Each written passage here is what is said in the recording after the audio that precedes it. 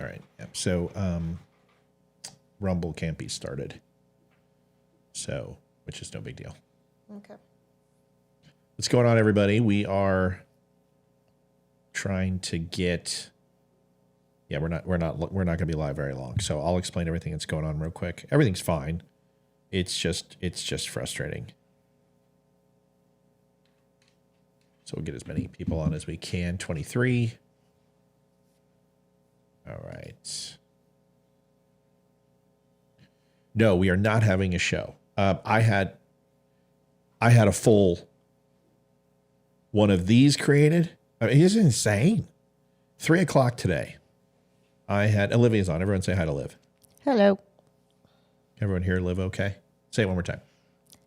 Hello. Everyone here, Liv. One more time. Can y'all hear me? Yep, they can hear you. So I had one of these made. Ready to go. It's a good one. About Trump. I had a full show ready to go with beautiful new graphics that look like this. You know, not too bad. You know, with questions. We're going to do a question show night. I know Mike loves those. We're going to have that. This lighting is interesting. What do you think? Maybe for like a Friday night intimate session, but I don't know about every night. Are we going to charge for this session? Because I kind of dig it. So first, had a reel ready to go. Had the show completely written, ready to go. Show's right here. Written, ready to go. Yep. It's all 3,700 words. And then I was like, all right, well, what time was it? 5:30? 5? It wasn't late. It wasn't late. It was early. It was because we ate dinner early. So 5 o'clock comes around and we're like, hey, let's go fix that Skype problem we had where we couldn't get everyone on the, you know, so we couldn't get everything. It wasn't working. So we started working on the problem, right? Started to fix the problem. And for the love of God, we could not get this damn thing to work. And we could talk to each other. We could hear, but nobody can hear me. And then nobody could hear Liv. So the audio is not going into Skype for some reason. And we just can't figure it out. And, you know, I've been trying to figure it out. So, yeah, it's weird, y'all. Weird. Yeah, JD, it's growing. Everything's growing fast. I mean, the live show's been 165, 170 on average all last week and the week before. So everything's good. And so that's those were the 2 weeks I was on, right? Yeah, this just 2. Yes, Liv, it's the 2 weeks. Do we have a nude photo or something we can put up so we can get to 200? Rhonda, we're glad you found the Don't Unfriend Me show too. And you know, and then we also, I mean, it's been a good show, man. We also got some things done. We sold quite a few of these today, which I'm excited about. I had everything prepped, man. It was going to be a good night. I was excited. The new shirts. Everybody went batshit over these. The assault weapon shirt. Oh, man. Nobody even noticed the little bullet down in the lower left-hand corner that says 7.62. And then it's got the NaCl, you know, salt periodic table compound. That is the periodic element for salt. The shirt sold well. So it's doing really well. So you had a chance to go get it. While supplies last, which essentially means as long as my vendor prints them out. So I want to talk about something. Hi, Tracy. I'm going to talk to you about something. Yeah, maybe uninstall that's what I'm thinking. I'm thinking of uninstalling Ecamm. The only problem is when I uninstall Ecamm, I lose everything.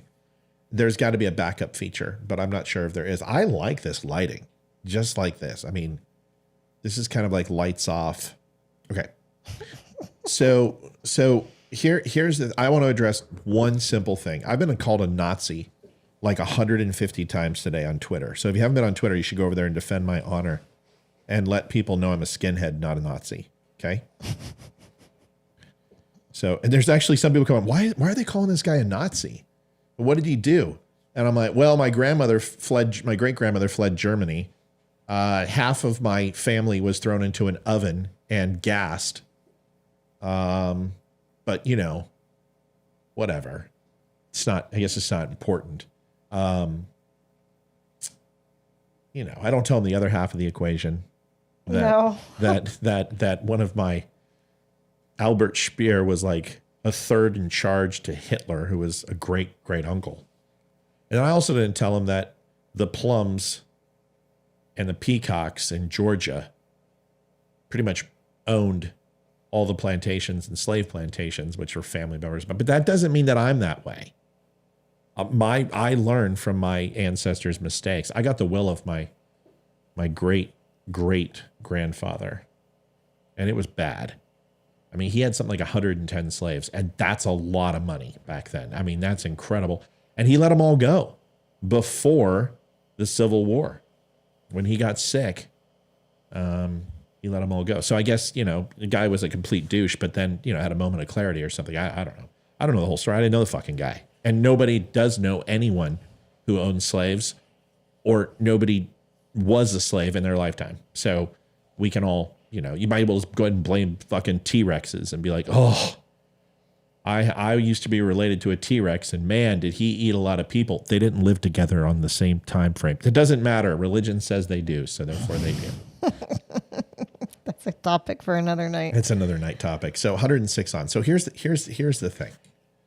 There's a guy who has been coming on this show off and on for quite a while. Now, the last guy that tried to do this to me was a guy named Jefferson, who sent us like $500 worth of Scentsy, which I had an allergic reaction to. Like I was like, I broke out in hives, and it was like my herpes flared back up. Right, honey?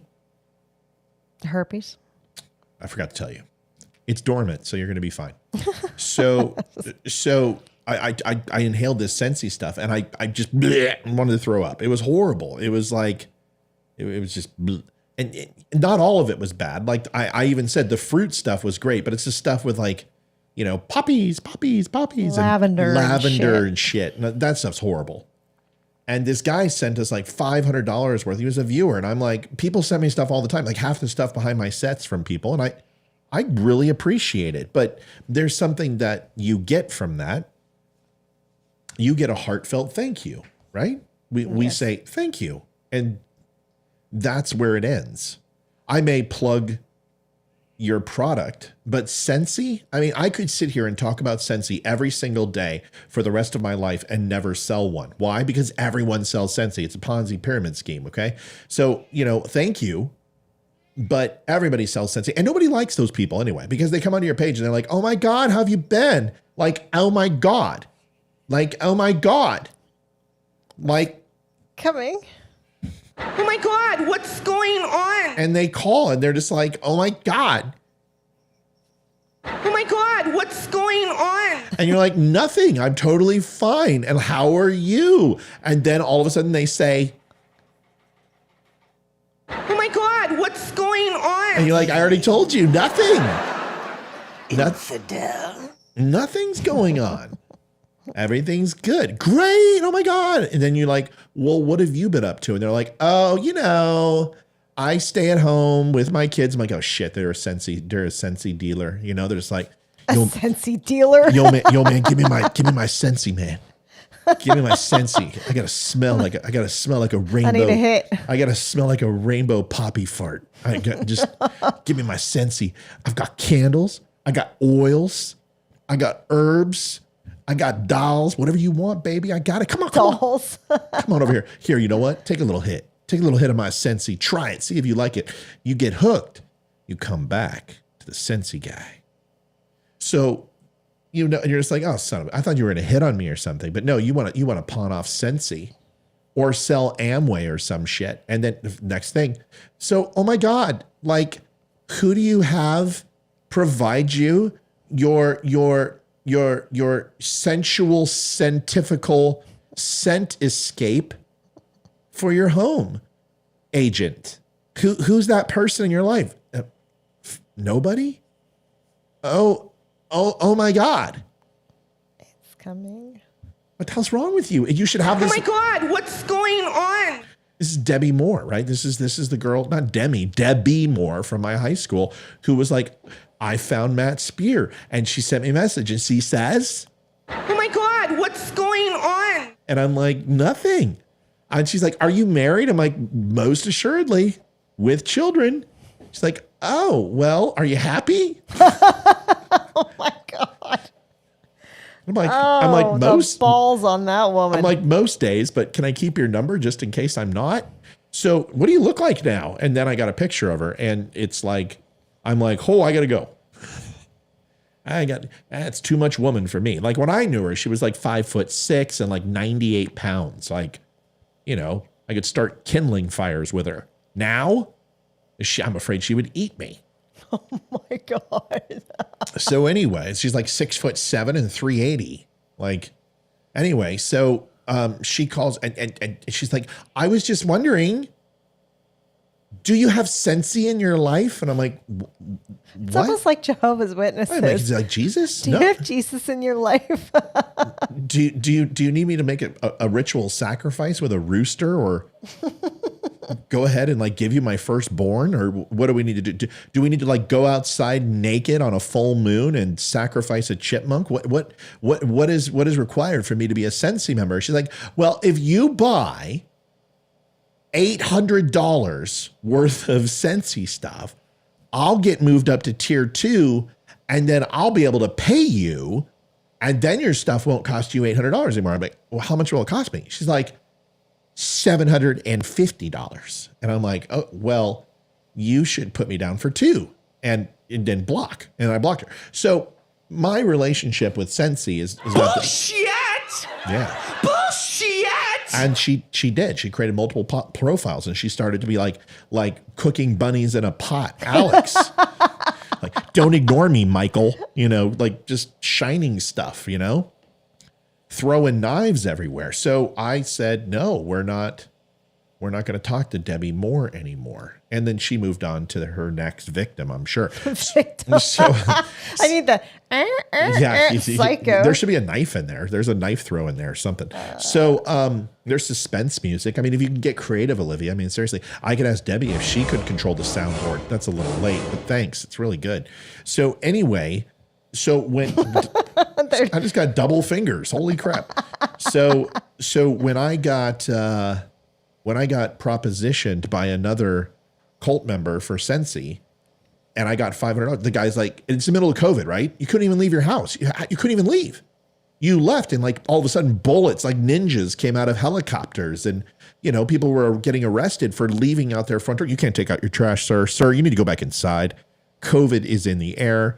And you know, it's like a spring blossom of fertile pollen, and everyone's going to catch it if you walk outside. So what can I do? And he's like, well, give me your address. And I'm like, that's not going to happen. I don't know you. And I just got done with a death threat that was so serious. I had to call 2 SEAL friends of mine to go in a state and go visit the guy where he worked as a waiter and kind of let him know, because I can't travel, to let him know, hey, bro, you make another threat against our boy, and, you know, family takes care of family. I've never heard from that guy again. He dropped off the face of the earth. So anyway, it's a whole nother story. And of course, I didn't facilitate that in any way, shape, or form, because threatening people is completely wrong, and I don't condone or endorse that in any way, shape, or form. So what happened is he's like, well, give me an address. And I'm like, okay, give you my work address. It's 120 miles away. And the next time I go down to work, which should be next week, I'll be happy to do that. So he's like, I've just got some gifts I want to send you. I'm like, cool, you can send me some gifts. Thank you. I appreciate it. That's very nice. I got gifts all over here. I love it. Thank you. So, I mean, I don't need it, but I thank you. Thank you. So every hour on the hour, hey, did you go down and get my box? I'm like, your box? Like, what did you send me? He's like, well, I'll just send you the receipt so you have the tracking number. I'm like, okay. It's like $87 for shipping. 87. I'm like, what did you give me, a body? What did you send me? Was it somebody's ashes? Is it an urn? What's good? I mean, did you sacrifice chipmunks to go ahead and join Sensi? What is it? Was it a small goat? And so I call one of my employees. I'm like, take a picture of this box, please, and send it back to me. Is it ticking? Is there any white stuff coming out of it? I mean, will you open it for me? Wink, wink, and just make sure that there's no small children around when you do, and just let me know how it goes. And I said, does it smell funny? He's like, no, but it's big. I'm like, what do you mean big? Is it like Wheaties big? He's like, oh no, it's much bigger than that. I'm like, refrigerator big? And he's like, no, but like Coleman, ice cooler big. What's in the box? Like, what's in the box? What's in the box? What's in the box? Just what's in the box? And so I was wondering what was in the box. And so I go to Olivia. I'm like, Olivia, I need to borrow the truck. And she's like, why? That's going to cost a lot of money for gas. I'm like, I understand, but I can't take the hybrid Honda. Don't judge. Like a $45,000 car. Got like 80 miles to the gallon. It was a freaking ridiculous car. And I'm like, it won't fit. She's like, what are you going to pick up? And I said, I think I found Jimmy Hoffa's body. So, and this was almost 2 months later because our office shut down. The bosses lived on the Eastern Shore, 3.5 hours away. Nobody was there. No businesses were open. There was nothing I could do. What do you want me to do? I couldn't go get the box, the box. So I finally went down to go get the box. And I am not kidding you. I'd have my coworker, I'd have him help me pick it up. This thing was like a Coleman ice cooler big. So little did I know that what I was about to do was like breaking the seventh seal on the lower ring of hell by opening this thing. Like if you guys ever remember when you watch The Mummy and they go ahead and they open up like one of the sarcophaguses. Is it the Book of Omar Ra or whatever? Not the book, sorry. It's one of your favorite movies and you can't quote what it is. I don't remember the name. Did you just say Omar the Ra. Book of Omar Ra? Yeah, he's a Mexican Egyptian. I didn't say Omar Ra. You pretty much said Omar Ra. That's what I think we can go play it back. Amen Ra. Yeah, that one. Roasted ramen, chicken fire, boil in 1 minute, knead it. And Call it Mommy Brain. What's the Book of the Dead? The Book of the Dead. No, it has an official name. Okay, you're. I don't remember. What's the name where they find the book? Oh God, the city. Yeah, what's the city? Come on. I know Brendan Fraser's in the movie. He was really hot in so that movie. So is Rachel Weisz, especially when she wears that see-through thing. But then, like, she got famous and she stopped posing nude. Except she did do that one with Rachel, whatever her face. McAdams.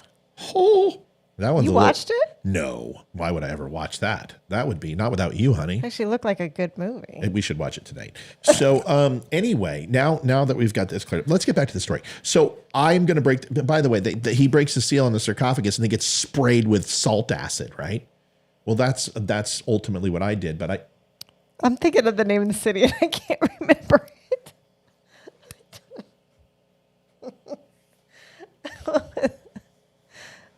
Why are you giving me a look?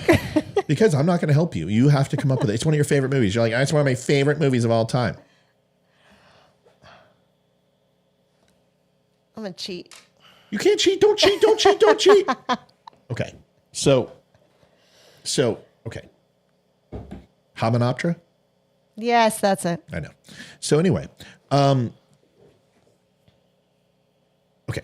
So the seal that they break and then they go, this place is cursed. And it's like, no, it's not cursed. And he's like, the jaws of the organs, blah, blah, blah, blah, blah. And then he goes and opens up and goes, and he looks like the guy on like Indiana Jones at the Temple of Doom when they open up the Ark of the Covenant. And he's like, yes, yes. And his face melts. And okay.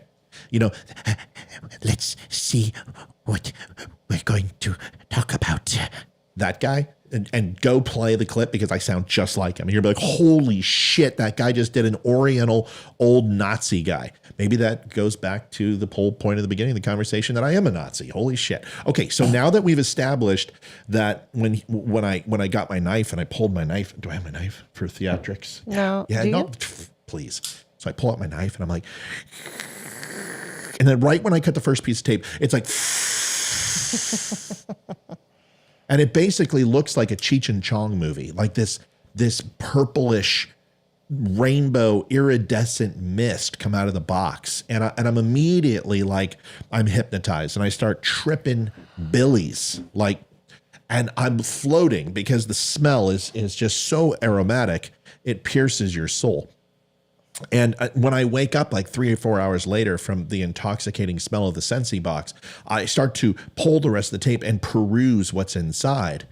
And in there is a cacophony of various scents and candles and waxes And stuffed animals. and stuffed animals and There was like a wax burner thing. yes, there was a couple strap-on dildos on there, but I don't know how those got in there. It's not like I went to the store and picked those up afterwards.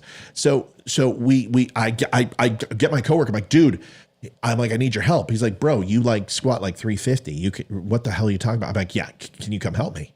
So he helps me. We pick it up and we put it inside my Pilot barely. Like it barely fit. We fit a 70-inch TV in my Pilot, but we couldn't even fit this damn box in there.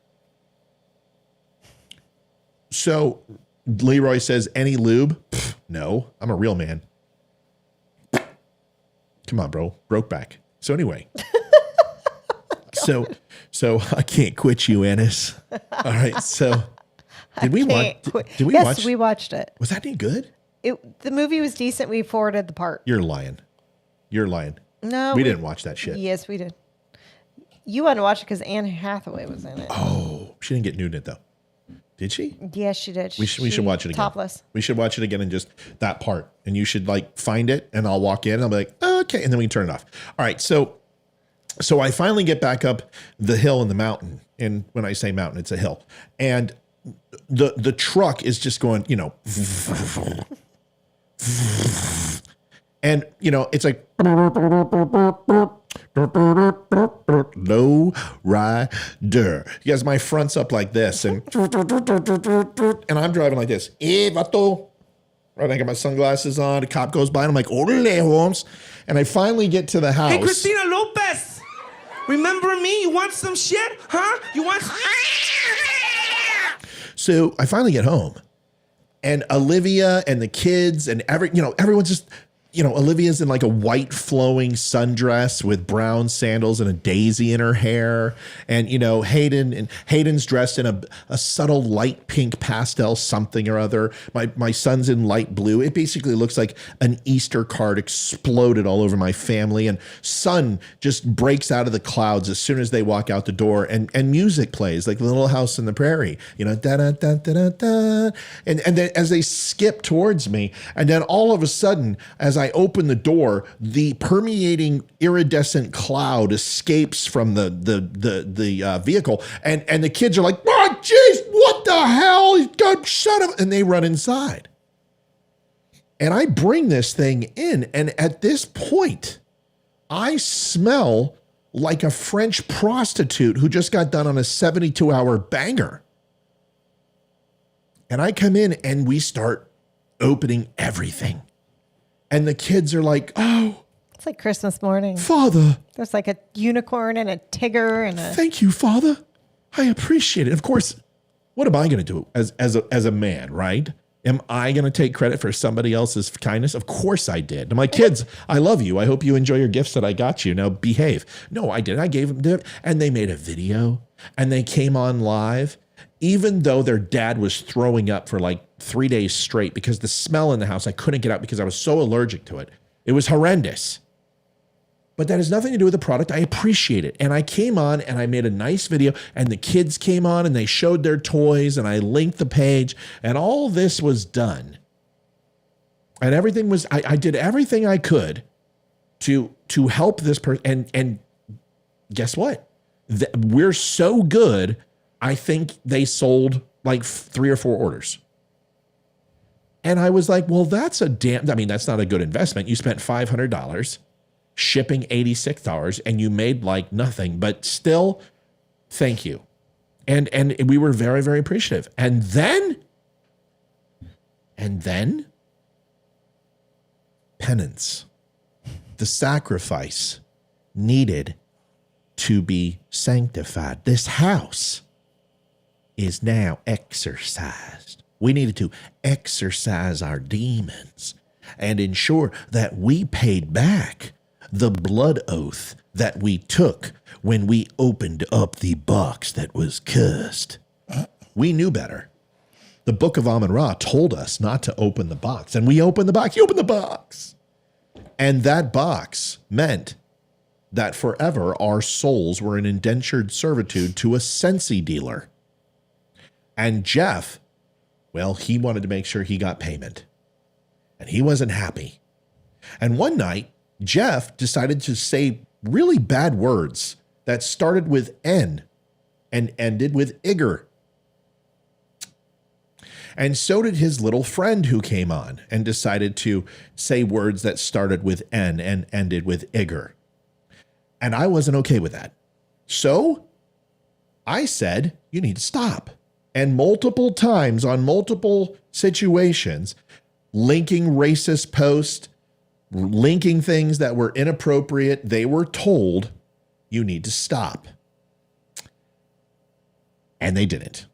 So I told him, in not so many words, to take a flying fuck off a short cliff, and that he was, pardon my French, I'm sorry, I'm not trying to be offensive, but stick around. If you're not offended, you will be.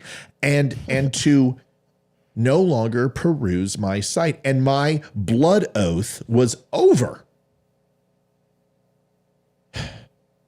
And I think I was a little nicer, and I did it very quietly, and poof, they disappeared. One of them did. Then the messaging started, the high school drama, the Don't Unfriend Me High School, the Ridgemont High, the Riverdale, the Days of Our Lives, Grey's Anatomy High School for the Drama Ensued Queens began. And they started perusing their options and navigating how they were going to bring down the Don't Unfriend Me show. One of many, mind you. And messages were sent out to key members, and an uprising started. Little did we know that a revolution had begun. A coup d'etat, if you will, against the Don't Unfriend Me show. Now, dare I say that as I reflect upon this, I am reminiscent and reflective on my own shortcomings as a person, as I think we lost two people, and one of them being Jeff, as he tried to force people to boycott me because I was not appreciative enough of the gift known as Sensi, right? So, after many a nights of me tolerating and hearing all my followers come out and go, Matt, this guy's trying to, he's being a dick, he's being a douche, he's sending messages, this guy won't stop, he won't be quiet. I said, okay, well, we'll go online and we'll lay out the case. And I did. And I broke it down for everybody. I had receipts. I had messages. And I literally just destroyed this guy in the crimson. I mean, it was brutal. Like I do with most people, I save my receipts. I save receipts because you never know when someone's going to question your word. This guy, you hear the big bang roughly every 16.7 seconds if you turn it all the way over to a certain left or right of a radio station and have enough fine quality software and audio equipment. You can still hear the big bang out there in the universe. At least that's what we're told. If you also do the same thing, you can hear the shellacking that Jeff got that evening on my show. And I want to be really clear. At the end of this whole thing, after I brought all the receipts and I did all of this conversation and I said, here is my reputation, I'm sticking to it, here's what I did, I'm not guilty of the things accused. Jeff poofed. He poofed. And the smell of that shit is still in my house till this very day when I walk by a certain part of my kitchen, as I will have to rip up all the wood floors to get it out of here. Well, not to mention the fact that he sent you a really scathing, was it an email or a letter, and saying that his wife's business was suffering because of you or something like that. Like the massive investment that I made into it. It's ludicrous. Oh, by the way, so the very last message went something like this, and I was very delicate in my approach. I spent much time writing this down and formulating this. I broke out some old parchment paper from the turn of the century, and I had some blood ink from a Tunisian virgin that was from the sacrificing altar of. It was another Scentsy dealer that sold it to me. So, and I dipped it into my quill and I began to write, and it was fairly simple. Dear Jeff, the total of your entire package was $542 and 0 some odd cents, and the shipping was $86, which equates to something like, I don't know, $618.72 or whatever it was. I will be happy to write you a check for $618 something and 72 cents. And then after that, you can kiss my pucker and fuck the right off. And he never responded. Yeah, Susie, it was a joke. And I didn't have ink from the blood of a Haitian virgin either. But the one you were concerned at, the turn of the 20th century, wasn't that like just a little bit ago? Yes, Susie, it was. So now, a quill from an eagle, a bald eagle that I hunted with a Swiss Army knife. That is correct. Yes. I hunted a bald eagle with a Swiss Army knife. As I was about 20 yards away, I threw it. And it wasn't one of those little Swiss. I'm not talking about the one with like 47 options. The magnifying glass caught it off the side of the head that was built into the knife, took him right out.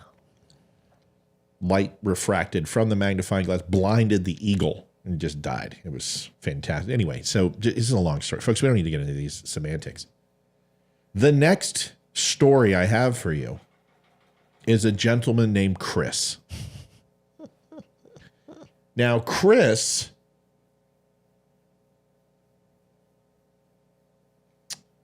has been a follower for a long time. Now, Chris got kicked a long time ago because he called me the one name that you don't want to call me. And it's not see you next Tuesday. In fact, I laugh when people call me that. He called me a bootlicker. And I don't like that term because it's pretty derogatory. And when you're in the military, a bootlicker has a little bit of a different meaning than somebody who is subservient to authority. And we're not going to go into the details. This guy believed in First Amendment audits. He believed that the people who were in vehicles that would drive through a police station. I'm just updating you on Skull. Yeah. 4 to 0, we Skull to 1, 4 to 1. And then you'll down hit if we went home, so it's tied 4 to 4. Thanks, buddy. So this is the type of guy that would go into a police station with a car, with no registration, no license, take photographs of the entire place, and pass multiple times during no trespassing entryways, and then like go out and park on the main street. And then the cops would finally come out and go, what in the is this guy doing? And they would question, sir, what are you doing? Nothing. What are you doing? What's your badge number? And you're like, okay, brother, listen, you can't be filming this. This is federal. Actually, the constitutional amendment says that I can, 27.364.7567 of the penal code of my, I could never be a cop. Because I would definitely be involved in more shootings than just about anybody. And this is these videos, you've seen them. Or this one guy who has his window like this. And he has his radio turned up and he won't turn off the car. And the officer's like, could you please open your window? It's like, no, I don't need to open my window. He's like, sir, could you please open your window so I can talk to you, please? No, I don't need to open my window. Sir, could you please turn the radio down? No, I don't need to turn my radio down.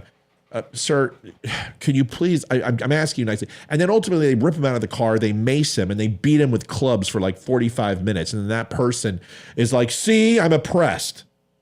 First Amendment auditors are fucking morons, okay? I'm sorry. I could go out and do it and have 1 million views tomorrow. There's a lot of things I can do to get 1 million views. I could put some money into my OnlyFans page. It comes down to this. I don't like First Amendment auditors. If you're being caught, if you're being like persecuted, tyrannical rule, your rights are being taken away, get your phone out and record. But don't go looking for trouble. And then when you find it, bitch like a little bitch. Okay? No offense. I'm sorry for the language. I can't stand those people. They make me fucking sick. Now, I don't like dirty cops either. And like I said, if something's wrong and it's going bad, fine. But what you don't get to do is set a cop up and go, see, I told you, look at the oppressors in the system. Can't stand First Amendment auditors because you're not doing anybody any good. All you're doing is pissing off cops. And what you're doing is you're pissing off cops that when you pull out your frickin' phone, that the person who really needs to is going to take a nightstick to the head because of your sorry ass. So stop it. Anyway, Chris is one of those people. He absolutely, First Amendment auditors, they're doing the freedoms, they're doing God's work. They're doing God's work. They're protecting your constitutional rights. No, they're not. Because it's not for the police to protect my rights. It's for me to know my rights. And when they're being abused, to ultimately say something, but not go look for trouble and put a cop in an uncomfortable situation and prove you know more than him. Congratulations. So go be an officer. Go make it better. Since you're so damn god-awful smart, why don't you get to go be the cop and you do what those guys have to deal with and you show us all how it's done, Captain frickin' Ferrigno, please. So I don't like him immediately. So he calls me a bootlicker and he gets banned and he gets, and I can't go into specifics, but Leroy says Matt banned the guy. And if Leroy tells me to ban the guy, I'm going to ban the guy. So now, this guy comes back. His mom comes on. And she is just a bleeding heart liberal. Do you remember this person, Olivia? You've checked out. Bleeding heart liberal. And everything I say gets an argument. I could basically say something like this. Folks, we need to come together. We need to stop the division. This two-party system is toxic. Both parties own responsibility, and we've got to come together as a group. Oh, can you put up the don't unfriend me sign? Thanks, son. And we need to come together, okay? And then all of a sudden, Patricia would say, you're such a freaking conservative, right-wing, leaning Trump butt kisser. Why don't you stop being this way? Why are you so divisive? Why do you hate Democrats? Why do you hate Joe Biden? And what am I going to do? You got to hit it again. And of course, this is nonstop. And we're talking bipolar, left, right, up, down, completely nuts schizo. Just as crazy as her frickin' son. Everything you say, she's got a comment. And I literally felt like I was flashing back to having my mother sitting next to me. Matthew, are you going to go ahead and do that? Matthew, sit up straight. Matthew, go ahead and eat all your green beans. Matthew, wash your hands. Matthew, you better pick that up. You better, don't you dare look at me like that. I swear to God, get your ass inside. Street lights are on. That's it. Come on. Why are your grades so good? Moms. But evil mom, satanic mom. Olivia, back me up.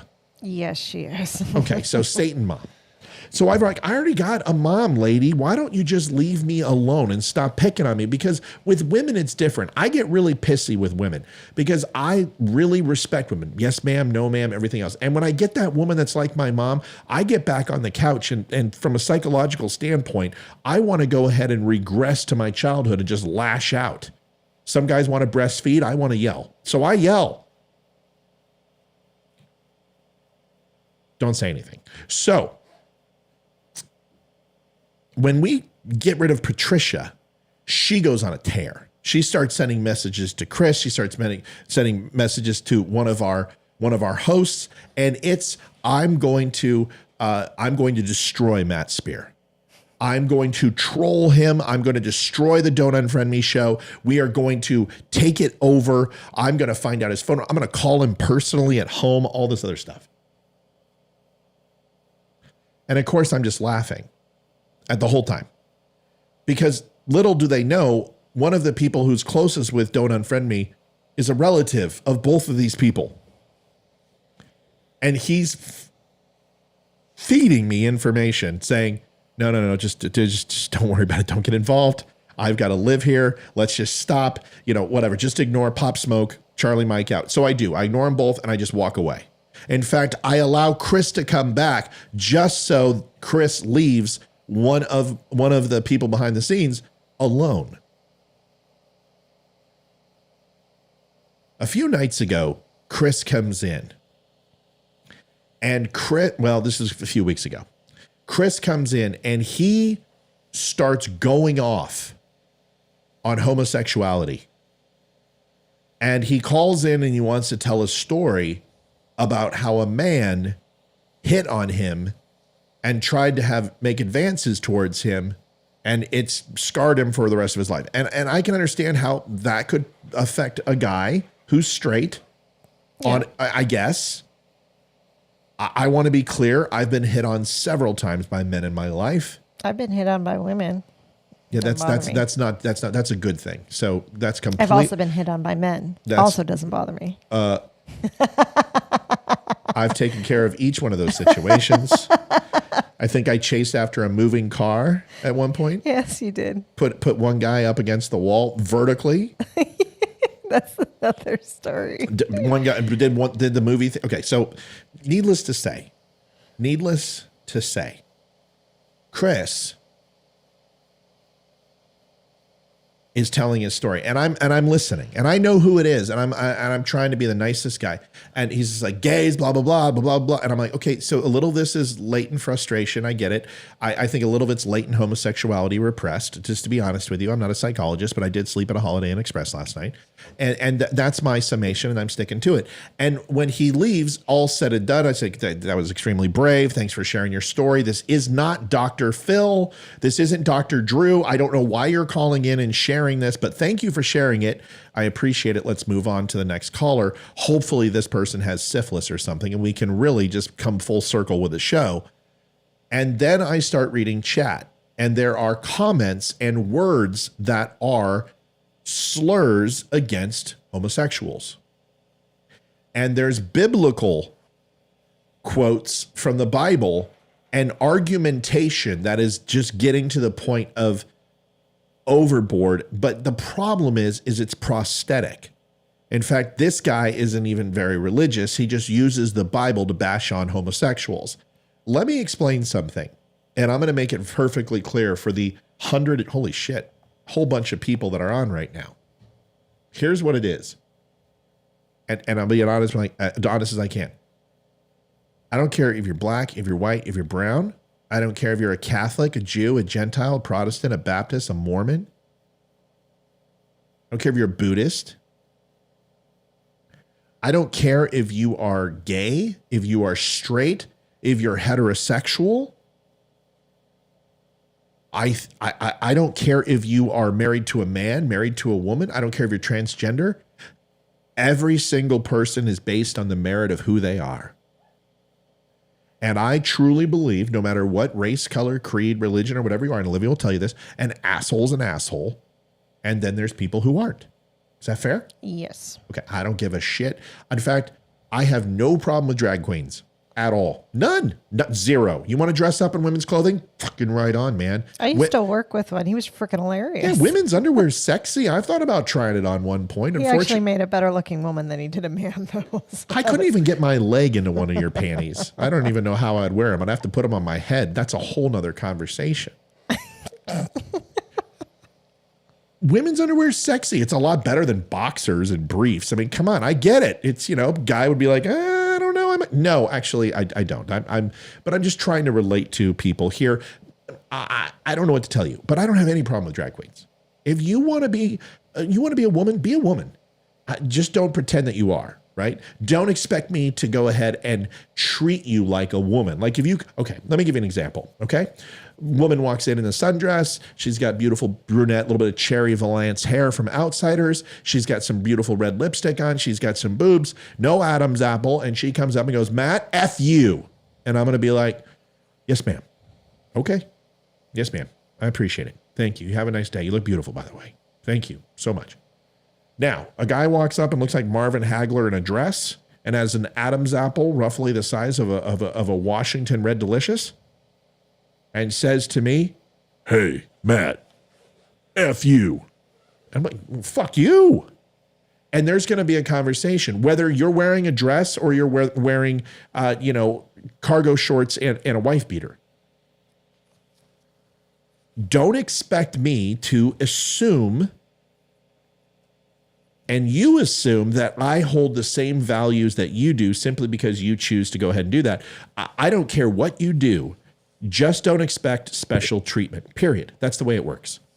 And I have seen plenty of drag queens get pretty violent. At Billboard, Chris just got his ass kicked by one. Ben Shapiro grabbed by the back of the neck.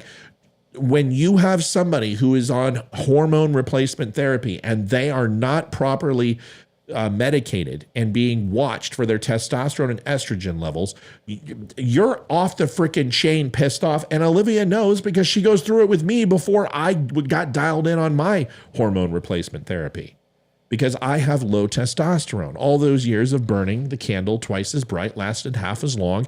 And yes, I needed to get some testosterone to build muscle in my body because I would lift and lift and lift and I wouldn't grow. But that 2 years to get lined up is difficult. So don't expect that just because you say I'm a woman, that I'm going to treat you like a woman, because you don't go through what a woman goes through. And just because you've decided to go ahead and flip the switch, it doesn't mean you've earned the right for the title. That's like walking and say, I'm the heavyweight champion of the world. Well, who have you fought? Nobody, but it's what I want. No. Unless you've done the work and gone to the mat, you don't get the credit, jerk off. Unless you've had a period since you were 12 years old and had cramps and had to put up with sexism and the back of cars in order to go ahead and gain notoriety in high school. And unless your boobs have grown and shrunk and grown and half of your ass is now in your stomach and back and forth and all of that, you don't get to say you're a fucking woman. I'm sorry. You just don't. But it doesn't mean I don't respect you. And it doesn't mean I can't have a beer with you. And it doesn't mean that I won't take a baseball bat to anyone who tries to hurt you because of who you want to be. Is that fair enough? Because that's what equality truly is. Me treating you equally as everyone else.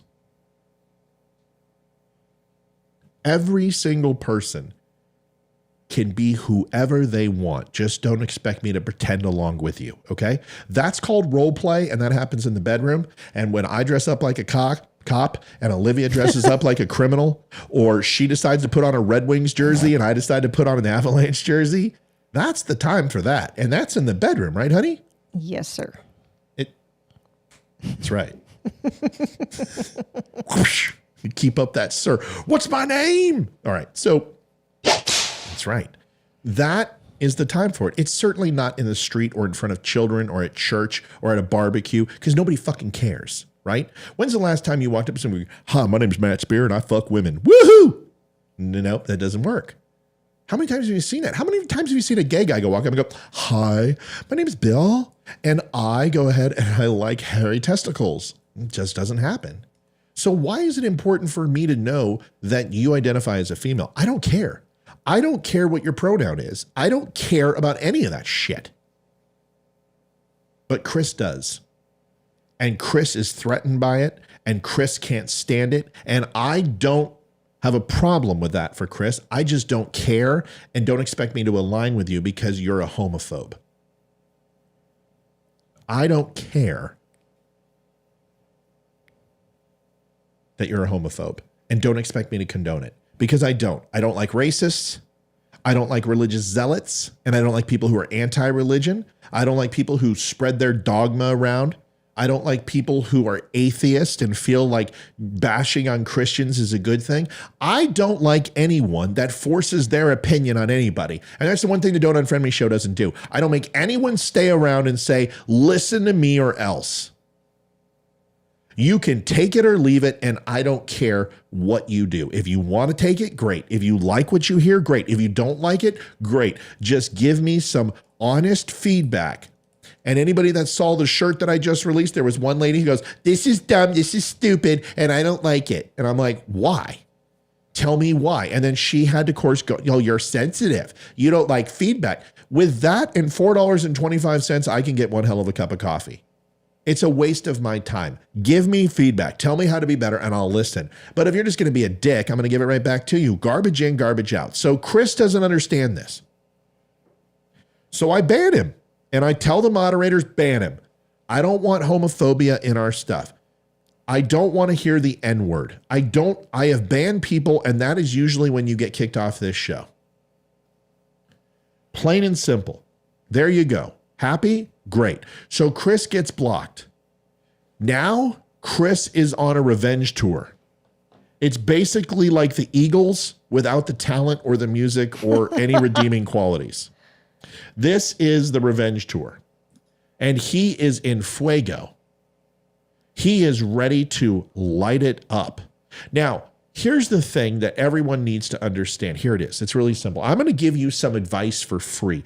In fact, I'm not going to charge anything for this. I know you want, but I'm not going to. I'm going to give you this for free. And I have given this to tens of thousands of employees. Here it is. Whenever anyone comes up to me and starts talking trash about another person, there's some very simple things that I say.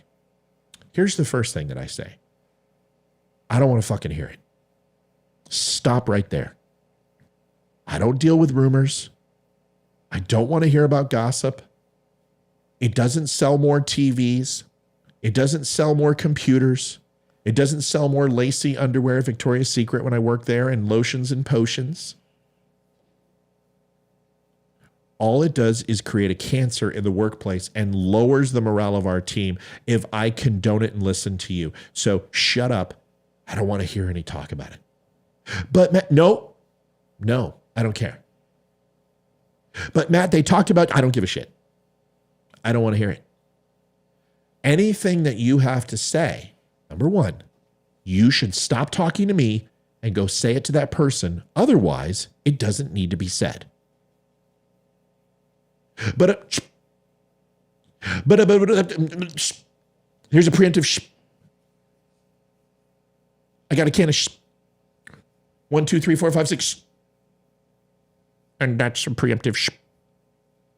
Throw me a frickin' bone here. I'm the boss. I didn't know you had Need that. the info. Yeah, baby. Thank you. So shh. And the second piece of advice, and this is for all of you that's free, and this is a good one. It's a really good one. Here it is. The person who is coming to you talking shit about another person is the same person going to other people talking shit about you. Here it is again. The person who comes to you and talks shit about other people is the same person who's going to everyone else and talking shit about you. How do I know this? Because I have a mother who's fucking crazy. I have a mother who played children against each other. Baron by Munchausen by proxy or whatever the hell it's called. Literally, let's destroy one child's life. And when everyone comes to rescue that child and put them on life support and give them the nurturing and love and care that they need and the life preserver, cut that fucking line and let them sink and then let them all die. That's my mom. In a nutshell. Yeah. No, this is me in a nutshell. Oh my God, what am I doing in this nutshell? Okay. That's my mother. Totally. Like Wicked Witch of the East, North, South, and West all flew away. That's my mother. Yeah. Crazy woman. And thou shalt honor thy mother and father. Not a fucking chance. Nope. Not a chance. Nope. She didn't earn it. Sorry. Nope. Nope. You got to earn the honor thy mother and father. Nope. I don't think God said, could you possibly be respectful to Satan? No. Could it be Satan? No, she's Satan. Like Satan. Okay, and I could tell you the stories. I'll tell you a quick one. Here it is. Here, I'll tell him one. Yeah, let me set this up. My mother. Here it is. My mother, between me and my sister, had a cerebral hemorrhage. She had to have 4 holes drilled in the back of her head. She had to have the blood really. And back then, that's like the doctors are like, here's a shot of whiskey in a eeny, meeny, miny, mo, catch a drill by the toe. Say your name. Nope, that one didn't work. Pull off the mask. Let her die. What's your name? Darla. She's good. Wake her up. Go ahead and stick her, put some super glue in there, a little bit of sawdust, and kick her back up. That was brain surgery back when my mom had it. So I feel for her. She went through an incredible, tumultuous event, and my allergies are killing me. But she also took a lot of drugs and a lot of medicine and got addicted to, I'm talking Katy Perry, I got addicted, dark horse addicted, right? We're talking Valium, Demerol, Percocet, laudanum, uppers, downers, zippers, bangers, twisters, quickers, pippers, zippers, anything you can think of. This woman ingested by needle, by oral, or anal, because they had suppositories that had morphine in it back then. But that's a whole nother story. Here's the thing. I once ate one of those and I thought it was a fucking giant peanut. I tripped for 7 weeks. No, that's not true. So my mom, complete batshit crazy. But somewhere in between her brain surgery, where she pushed too hard and got a hemorrhage from my sister, they think, she got pregnant with me. Now, all of you are going to be like, oh, she sounds like an angel. Matthew, you need to forgive her. You need to call. Shut the front door. Cheese and rice. You have no idea what you're talking about.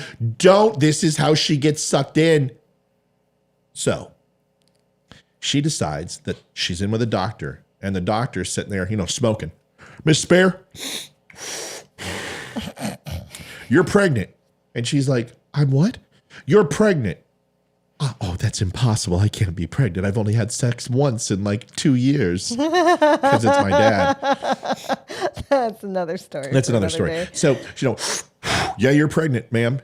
Here, have a cigarette. We know it. My mom, I'm pregnant. She's like, yes. I can't believe it. I know. Could I have another cigarette? Sure. You just finished that one. I'm pregnant? Yes, you're pregnant. Okay. Well, ma'am, you need to do something.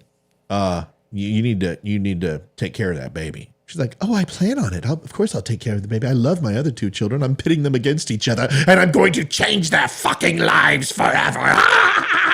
She didn't quite say that yet because she had to keep a straight face. She's like, oh, I love children. I love to boil them and eat them. So she's like, I love children. I can't possibly. Why is she British? Shut up. It's part of the story. And the doctor looks at her and says, well, tell me why. Tell me why you're going to have this child. And she goes, because I believe in the sanctity of life. He goes, ma'am, you need to have an abortion. And you need to have an abortion right away. Because this little baby is going to kill you.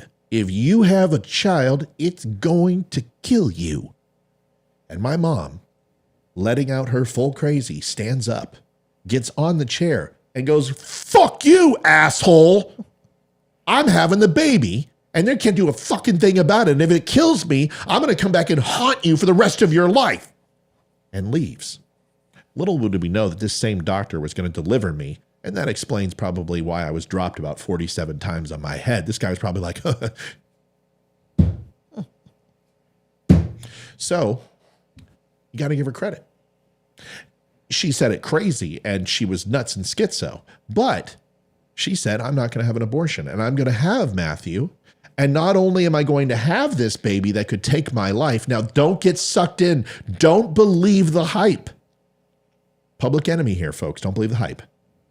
She goes, I'm going to name my child Matthew, the gift of the Lord, because he'll be a blessing and a miracle. I'm sorry.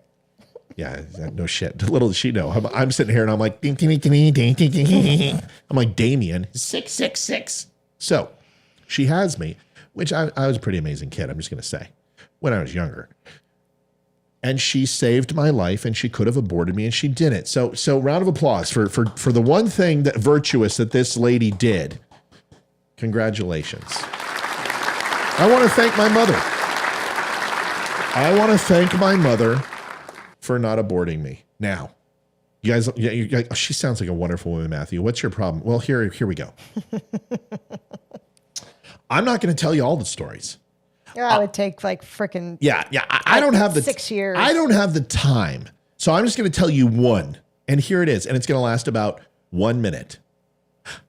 I come home from school one day, and I'm lashing out because I this is mommy and daddy issues for sure.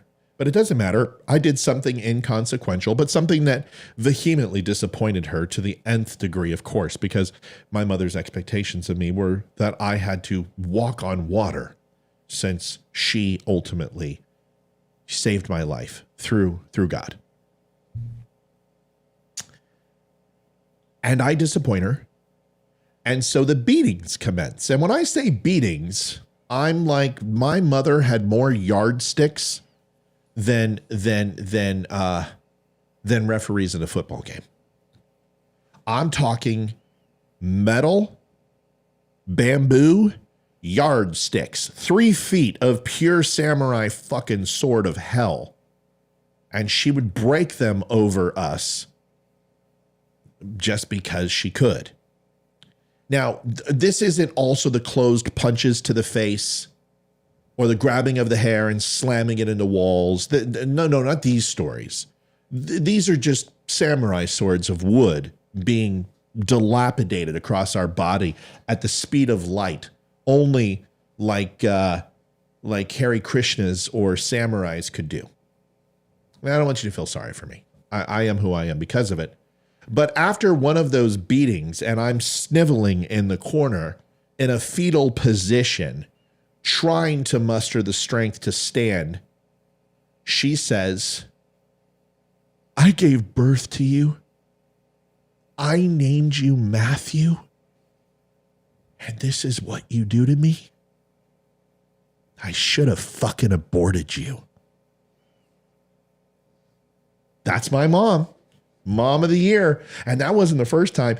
That was one of her favorites. That was like the Joni Loves Chachi episode of My Happy Days. This thing was replayed over and over to make it stick. But nobody liked Joni Loves Chachi. It was a horrible show. But this was my mother's ode to me. So when I say, I know crazy, when I say that I flew out of that house as fast as I could and never looked back, you understand why. Now, don't feel pity, but understand that's mom. Go ahead. You got one real quick? Go ahead and give it. Yeah, I've got so many, but the one that stands out is after Hayden was born, she was 2 weeks old, and we were going to head up to Colorado to introduce her to the grandparents. And Matt's dad fell in love with her and spent every waking minute he could with her, oohing and awing over her and showing her to every friend he knew. We asked if we could come up and to the house to introduce Hayden to Grandma. Nope. She wants nothing to do with us. Nope. Those kids are dead to me. Refuses to meet her. Those kids are flat dead. Flat out refuses. Then a year and a half later, when our niece... Here's the quote. Those children are a whore's child. Oh, yeah, that's another story. She proceeded to tell family members that I was a prostitute and a whore, and you were my pimp. And she was, but it was none of their business. It was none and I was a drug dealer. I'm like, wrong son. That's the other son. Yeah. You know, I only went to college and joined the military and traveled the world and graduated #1 out of my boot camp and my A school and all my C schools and meritoriously advanced and was very successful and then got lucrative positions with Fortune 15. No, that's the wrong son. They told my aunt and uncle, who I love, and Matt's a drug dealer and he's a pimp and his wife's a whore. I'm like 2 out of 3. Yeah, so a year and a half later, when our niece was turning 1, we chose to fly up to Colorado for the birthday party. Yeah. Well, here's the other thing. She was at that niece's birth. Went and visited, but, she wants nothing to do with grandkids. Well, when she found out we were coming to the party, she said, I'm not going. Right. And she didn't show up. Yeah. She's the woman's horrible. Dude, the first Christmas I was with Olivia, I didn't know what Olivia was. All I knew is I woke up next to her in the morning and I didn't kick her out of bed like every other girl I had been with. So I was like, maybe there's something here. And there was, and we were together, and I'm up there, and I just got done with breaking up with my fiance, who went with me to Japan and traveled with me and everything else. And my mom loved her. Why? Because she wasn't a threat. Because let's be honest, that girl wasn't prettier than my mom in her eyes. But any other woman that was prettier than my mom, she hated. She's a slut. She's a whore. She's a Protestant. You know what? I was a Baptist. That's even worse. She's a Baptist. And she could have been a Mormon, and she would have been like, she should be Amish. That's the only true pure religion. But the whole point of that was during Christmas, man. Like, I'm making Christmas cookies with my mom, and Olivia's somewhere, wrapping presents or something. And she's like, so do you really think you need to be with that whore? Why don't we invite the D girl's name, who is only 45 minutes away? Let me call her. We'll invite her here, and we can give this whore a cab and send her home. This is my mom. This is who she was. And I'm sitting there making these cookies. I'm like, these fucking cookies, this rolling pin. I'm like, it's good weight, man. I swear, it's good weight. They'll never know. It'll be quick. Whoops, something happened. I don't know. I slipped on some flour. This is what I grew up with. So just so everyone understands, I don't want your pity. Everyone's got their stories. And I honestly, if it wasn't for my mom, my dad, my crazy ass family, I wouldn't be who I am today. I don't talk to my sister. I don't talk to my mom. I don't talk to my dad anymore because, well, he passed away. I don't talk to my brother. I've got the side of the family that thought we were whores and drug dealers are my closest level of my family. My Aunt Sherry, my cousin Joe and Randy and his wife. I love these people unequivocally. But what it comes down to is maybe it'll help you understand why I don't tolerate shit. If I don't tolerate from my own family, why am I going to tolerate from people who I hardly even know? So when I say that I removed Chris for a reason, there's a reason. And it takes me a lot to separate somebody from my life. People always go, Matt, why don't you kick these people out of your life? Why don't you ban these people? Well, because I care about these people. And I've chosen to be as tolerant as I can. So if you get kicked, there's a reason, and it's usually a pretty damn good one. So to wrap this up, tonight we received text messages as we were fervently trying to get the audio fixed so we could have people on, right, Liv? Yeah, gosh, we've been doing it for hours. And what we found is all of a sudden that Chris is planning a coup d'etat. To cancel the show. A boycott of Donut Friendly. By the way, the most people we've had on all week, we hit 187. You're welcome. Yeah. So I don't know. Chris, thank you for boycotting the show. It's had very strong effects. In fact, it's one of the highest shows we've had. Tomorrow is going to be off the chain. It's probably going to be 400 or 500 people. So Chris, whatever you're doing, continue to boycott the show, please. And he's sending messages. I hope you all get one. He's sending messages. You got to, and this is what he says. This is how, oh my Lord, this is how ridiculous he sounds. Here it is. He called me today and he says to me,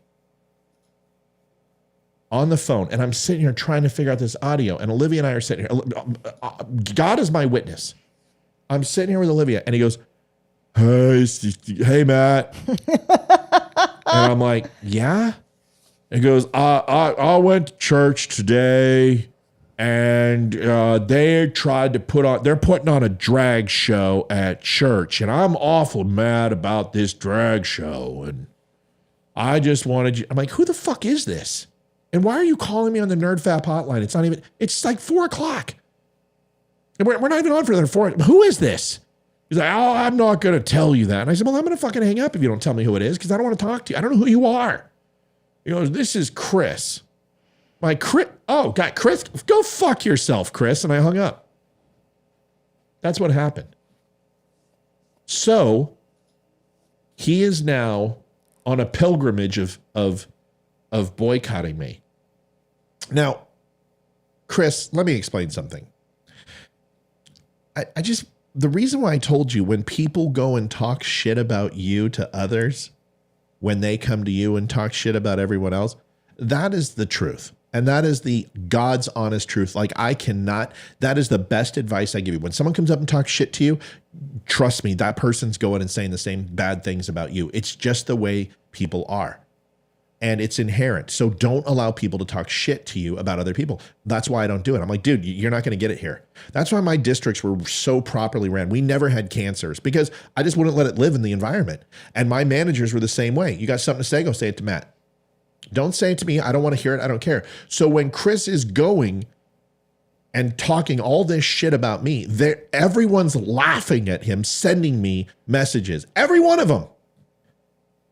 Because, Chris, they like me more than they like you. And that's just the truth. And I'm sorry that you don't have a show. And I'm sorry you haven't built a relationship with hundreds and hundreds of hours with people in order to build loyalty and credibility with them. But that's what it takes. And unfortunately, they just don't know who you are and they don't care. And that's what delusions of grandeur will get you when you think you're more special than you are. So, Chris, here's just one of the message that people gave me. So the host of Don't Unfriend Me did just that and told me to fuck myself. I thought you banned him. Can he still watch? No. Oh. He called me. I banned him a month ago. Okay. And I banned him it was the last resort. And me and the moderators, he kept making homophobic comments. We're like, fuck this. He's gone. It wasn't just me. It was the committee. It was like a row of Caesars or like, and he's out. I can't even tell you. His own brother, who I won't tell you who it is, told me, fucking ban him. Ban him, Matt. Ban him out of your life right now and ban my mom too. And I'm like, okay. So I did it. Sorry, I just got to be honest. I'm not going to keep people's lies. I'm not going to keep their secrets. I've already got my own screwed up family. I don't need yours too. Family members said, ban him, get rid of him. So I did. So when he called me at my home while I'm working on and writing my show, I'm like, who is this? And why are you telling me that your church is running? Then leave your church. If you go to a brothel and there's whores there, a whore, you expect to see a whore. If you go to a football game and they're playing hockey, something's wrong. So if you go to a church and they have drag shows, it may not be the church for you. Wait a second. Now, hold on. I went to this restaurant and it's called the Golden Empire. And I was for sure there was steak and lobster here. What the fuck is going on with all these Chinese food? I don't want no egg rolls, spring rolls, and egg foo young. Where's my steak? Oh, so this is Golden Empire. Oh, Outback Steakhouse is up road. You can go there. No, fuck you. This is America, asshole. My daddy fought you people. So I'm Chinese. Fuck you, Vietnamese person. You're all Mexican to me. And you need to get me some fucking steak right now or I'm going to raise hell. If you're that guy, maybe you're in the wrong place.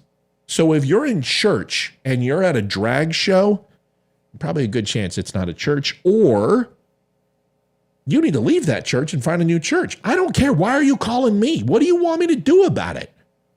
Okay, hold on. You have reached the Church of Latter-day Saints in Jesus Christ. This is Reverend John Fremenklein. Please leave a message or I'll call you back at my earliest convenience. I'm jerking off a tranny right now and I don't have the time to talk to you. What do you want me to do? Leave the church. It's not like there's not 3,000 other options for you to go to. Why are you calling? What do you want me to do about it? You want me to do a show? Drag shows happen all over, and they've been going on since the 70s. Who cares? As long as they're not going in our children's schools, I don't give a shit. You're the parishioner. Why don't you say something? You're the one that's put freaking money in the collection plate. Why would they listen to me? Mr. Spear, if you would donate $500, we'd be happy to hear your confession. I'm not the guy. Go to someone else. Am I wrong here? No. Okay. He's a little nuts. I asked him why he had no response So I'm starting a boycott. The reason why I didn't respond is because I told you to fuck off and then I hung up. I didn't know there was a second part to the question. I didn't know the conversation was, you must have been talking to somebody else because I hung up on you. Like when I tell you to go F yourself, the conversation's over. There really is nothing else left. The conversation has like diluted to a point where really there's nothing else that needs to be said. So I'm starting a boycott.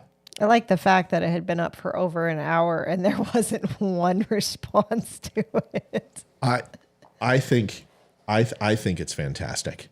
I think you should move forward with it. Chris, I know you're watching. And I think you should move forward. I think you should do the boycott. I think you should encourage as many people to not watch my show as humanly possible. And in fact, if you need some help, why don't you create a website? Fuck.don'tunfriendme.com, whatever it is, I don't care. And I'll promote it on my site and I will ask people to boycott my show. Folks, if you've watched Don't Unfriend Me for any period of time, I would encourage you to stop and think about what you're doing. I told a member to F off who is a homophobic, gay bashing douchebag. And I understand how that can be offensive to the other homophobic, gay bashing douchebags. So if you find yourself being a homophobic, gay bashing douchebag, please allow me to retort and tell you to go fuck yourself and boycott the Don't Unfriend Me show. That's boycott the Don't Unfriend Me show. 1-800-BOYCOTT the Don't Unfriend Me show. Thank you. And later we'll be sitting around and having some ice cream, reading some scripture, and we're going to have a drag show if you'd like to join that, because that's just good old-fashioned religion at work. Drag shows and God. There's nothing better. 1-800, what was it? Boycott the Don't Unfriend Me show. Thank you so much. Is that better? Okay. I hope you get some followers. Maybe, Chris, maybe you can do me a favor. Maybe you could take all that energy and you can. I know your mom will follow you. Yeah, because I banned her too. You and your mom, you've got two people who hate the Don't Unfriend Me show. I'm sure you can find a couple more. All right, folks, listen. Jefferson might join too. Ooh, you might get some Scentsy. I'm sure he's got pussy flavored Scentsy. Oh my God. I'm sure it'll just go right. Oh, so wrong. Oh, it just smells like weakness. I'm sure he's got that going on.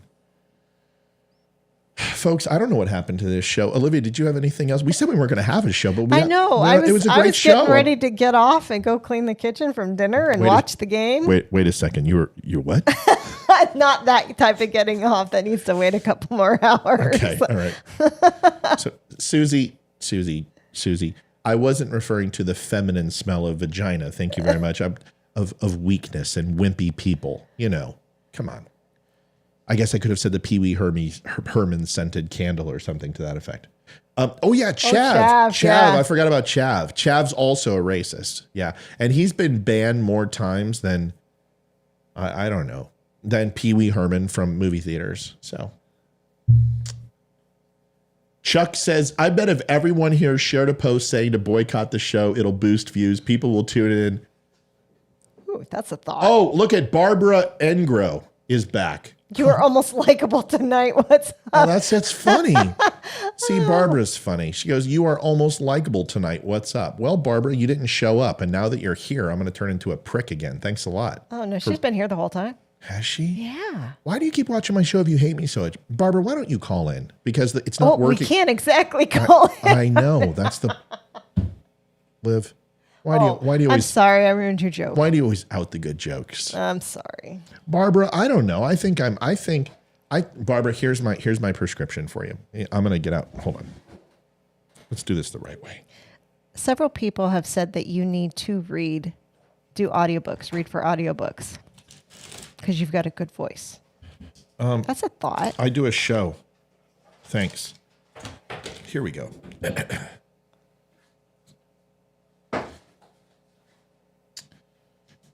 Barbara, I'm going to write you a prescription. Chuck.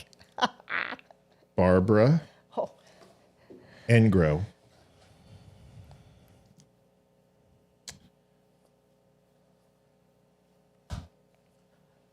You can take this to any pharmacy you want. They should have plenty in stock. It's one script for you to get laid. That's it. And you can find that just about anywhere.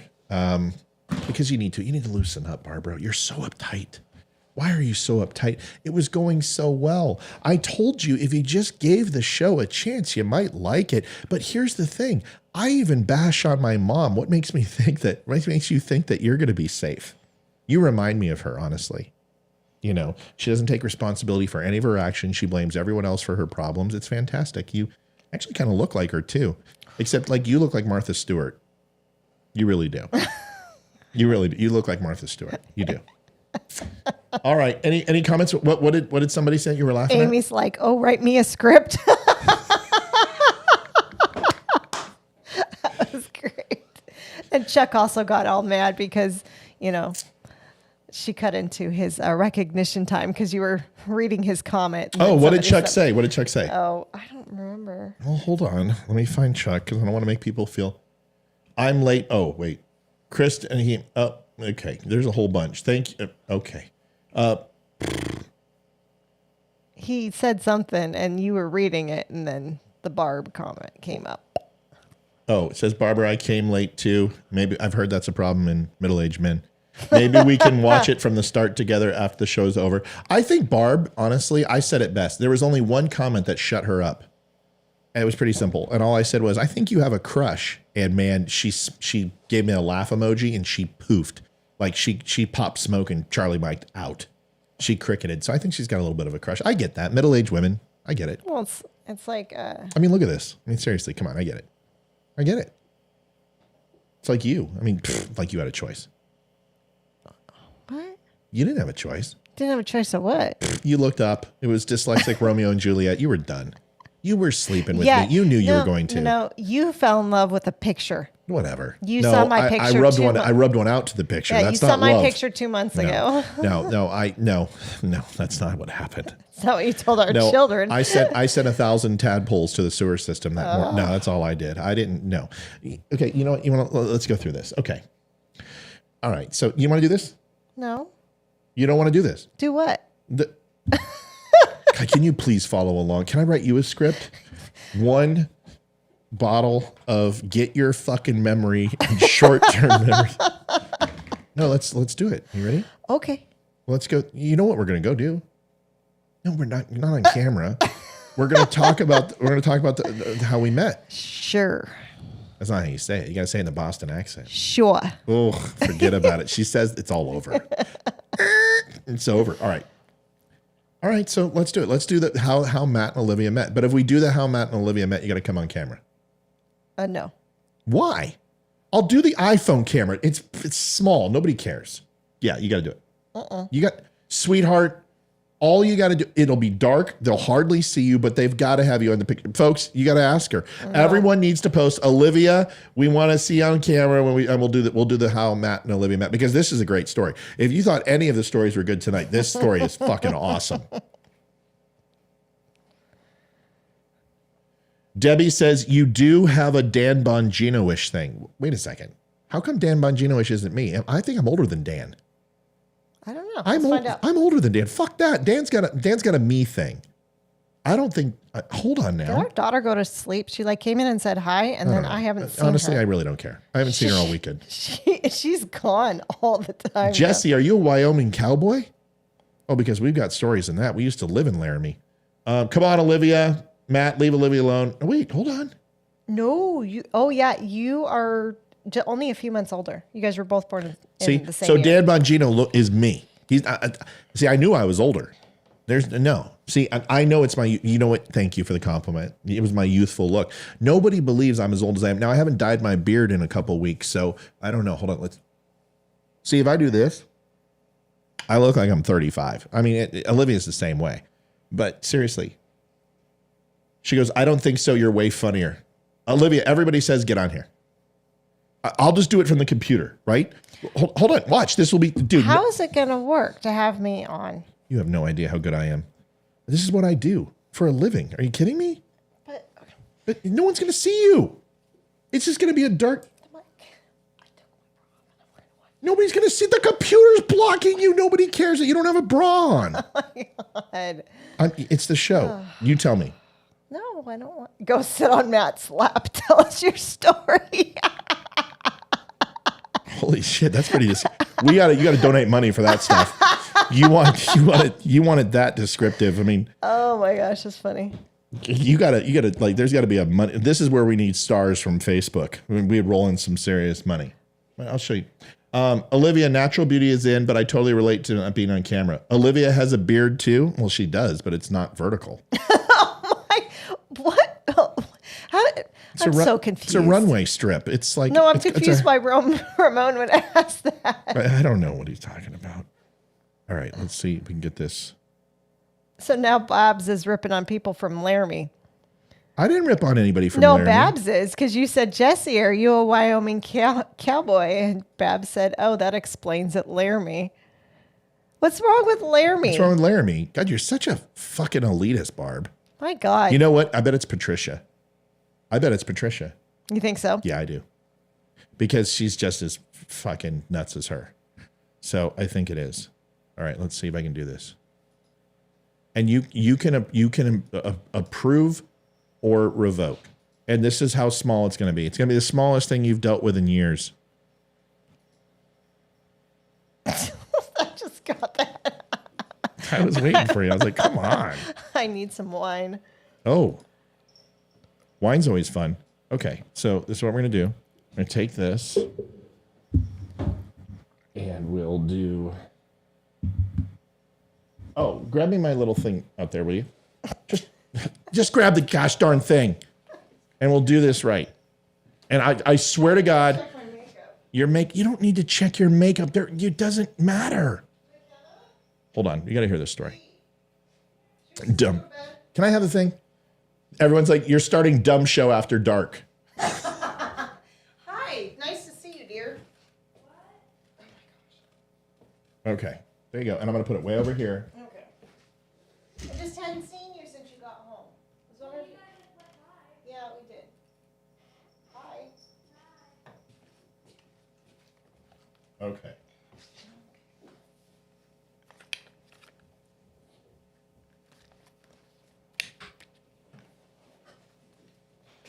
What's the score? Did we lose? No, it's 5-4 top of the ninth. So if 5-4 who? Detroit. So if we can pull it off. Come on, Alvarez, walk off. All right, buddy. Mom and I are almost done. All right, so is that okay now?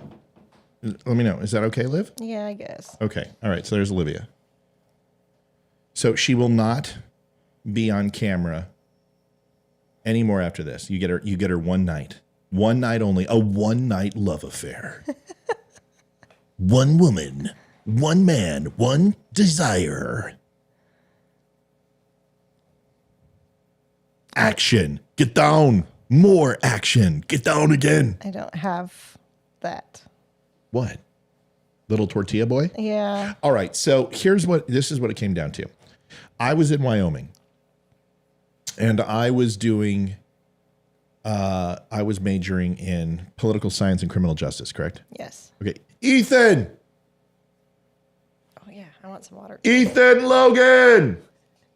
So I was majoring in political science and I had one roommate. Now, my entire place, I had the pimp pad. Hey, buddy, grab me some cold water in the fridge, please, and grab your mom some too. Thank you. You want cold water? No, just regular water, please. All right. So I was yes. No, we called Ethan. You're Hayden. He's Ethan. Hi. You're Hathan. He's Dethan. Go. No, it's Eden and Hathan. Eden and Hathan. Okay. So what the hell are you wearing? Why are you wearing a skirt? Because why? I just bought it for her today. Yeah, but why are you wearing a skirt at 10:51 at night? Are you going on a date? No. You're not sneaking out of the house. You know how it's. I'm not. I haven't changed into my pajamas. Hold that tight. Where's your boy toy? Is he? He's not in town, is he? No, he's grounded for life because of you know who. Did you get mom's water first? Ladies first. Hey, that a boy. Good man. Now go get my water. He's grounded for life because of. Okay, whatever. Okay, you need to get out because I need to tell a story and I'm losing viewers like nothing else. We're almost done. What? She wants to hear the story. Well, then you got to sit down. Okay. So you can go sit next to Mom. Grab a chair or something. Go sit next to Mom. Grab one of those brown chairs and you can sit next to Mom. All right. So I was majoring in criminal justice at Eastern Wyoming College. We were living in Torrington, right next to the sugar beet plant. And if you have not smelled rotten ass, Jesus, so gross. That is so gross. Olivia hasn't put on any. She's not wearing makeup. Olivia doesn't wear makeup. I will put on makeup today. This is. I worked this morning. Okay, careful. It's becoming a family affair. Son, please, careful. Careful. Good boy. All right. Oh my God, how much did you spill? Not that much. It was just dripping because Hayden. Oh, that's good. Get out. Try and tell a story. Children. All right, so let Hayden in. Hi. You got to scoot over here. Okay. Hi. Okay, there's Olivia and Hayden. Now we got everybody in there. God, Hayden, you look like you're 20. Son of a bitch. What? Shut up, Hayden. Nobody's talking to you. So so I'm Eastern Wyoming College. Now, I want to be transparent. Hayden, you repeat any of this, I'm going to skin you alive. Okay. So, no, paper mill is nothing compared to a sugar beet plant. There was a paper mill in Scotts Bluff. No, not even close to a sugar beet plant in Torrington, Wyoming. So this is what happened. I had broken up with my fiance, and she cheated on me while I was in the Navy. And I came home and we kind of wrapped it up, and I went and lived with her in Wyoming. That's why I went there. Plus, I had a great criminal justice school. And I, don't repeat, was a philanderer. Is that the word? Yeah, I think so. Okay. I had that summer, the 90 Days of Summer. Bryan Adams wrote a song called Summer of 69. I think I beat Bryan Adams' number. I slept around a lot. I was fairly fit, came out of the military, strapping young lad in a town of 5,000, predominantly 72% women at the campus. You do the math.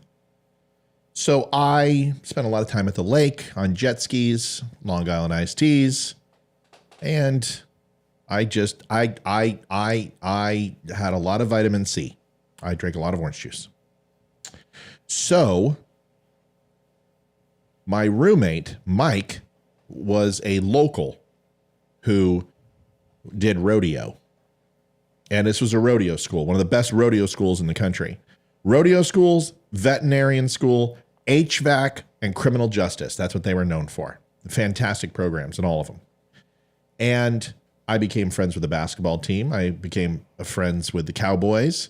I became friends with the cheerleaders, the nerds, everything. And I got nominated student body vice president of the school. And I was on the debate team. I was a cheerleader for the freaking basketball team. I was a spotter. I was one of the biggest guys in the school. They tried to get me to play basketball, and I said, no, I've never played basketball. You got a hockey team? I'll freaking wreck. And I was popular at this little dinky school. Now,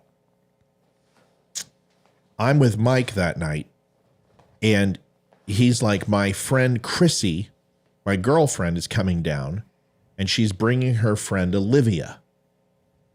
And I said, what does Olivia look like? Because, you know, I'm like, what's better than 69? 70.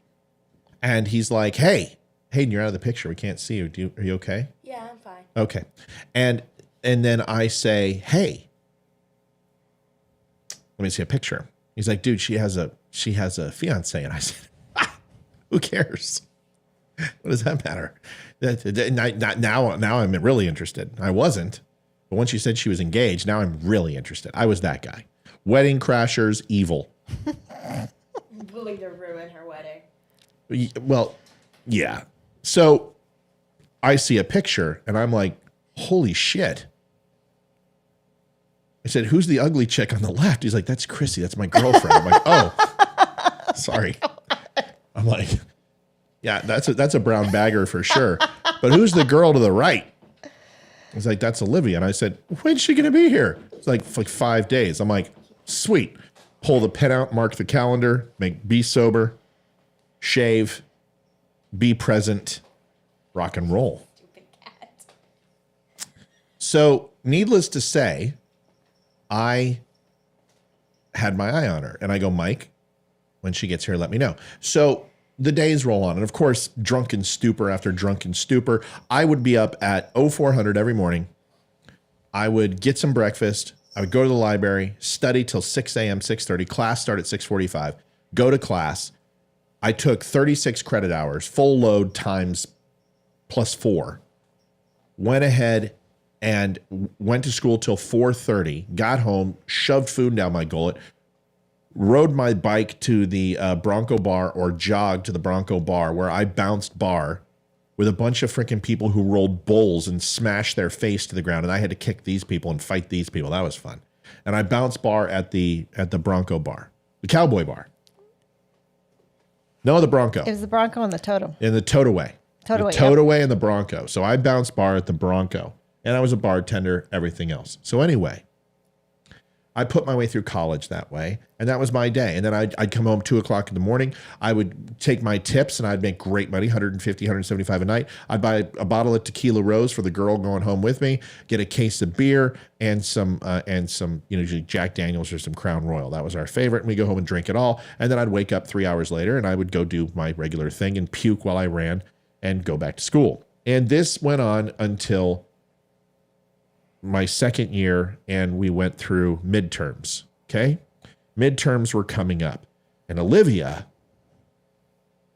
was going to show up, and I didn't know she was coming. So before she went up, Mike goes, hey, I'm going to go, and I'm going to go pick up Chrissy. And I'm like, whatever. So is that the ugly one? He goes, yeah. I go, great. So he goes and picks up, he goes, that's my girlfriend. I'm like, whatever, dude. I don't care. And he goes, picks up Chrissy. And I didn't even remember Olivia was coming. I had no idea, even though I saw this picture and I was like, holy God. So I'm on top. I have a 2-story apartment, $325 a month. And it was like 1,200 square foot. It was like the palace. People would party there all night. People slept. I had no idea who was there. It was literally like a crack house for college students. We partied every night, pizza boxes everywhere, and Colorado Avalanche shit.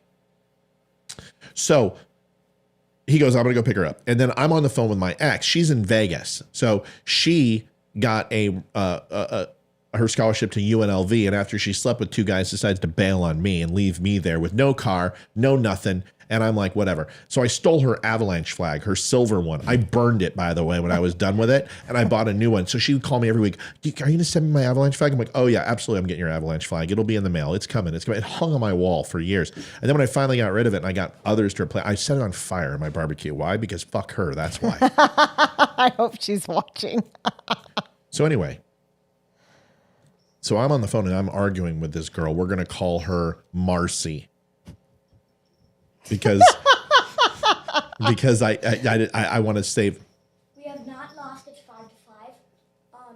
Abreu hit a single and Blakeman was on a single. Remember, I told you Abreu. Okay, so needless to say, at that point, I'm on the phone and her and I are going off on each other. She's calling me this. I'm calling her that, whatever. She's, I love you. Come on back. Come on back. I'm like, yeah, whatever. And then all of a sudden, as I'm on my cordless phone, with the big old long plastic giant phone, and I'm sitting there and she's, barking at me. Her pictures are still up. Her body's not even cold yet, right? She's just left a couple of weeks ago. I see Chrissy walk in. I'm like, ugh. And of course, then Mike walks in. I'm like, oh, that's Mike's girlfriend. Whatever. I better say something nice. I'm like, hi, you got to be Chrissy, right?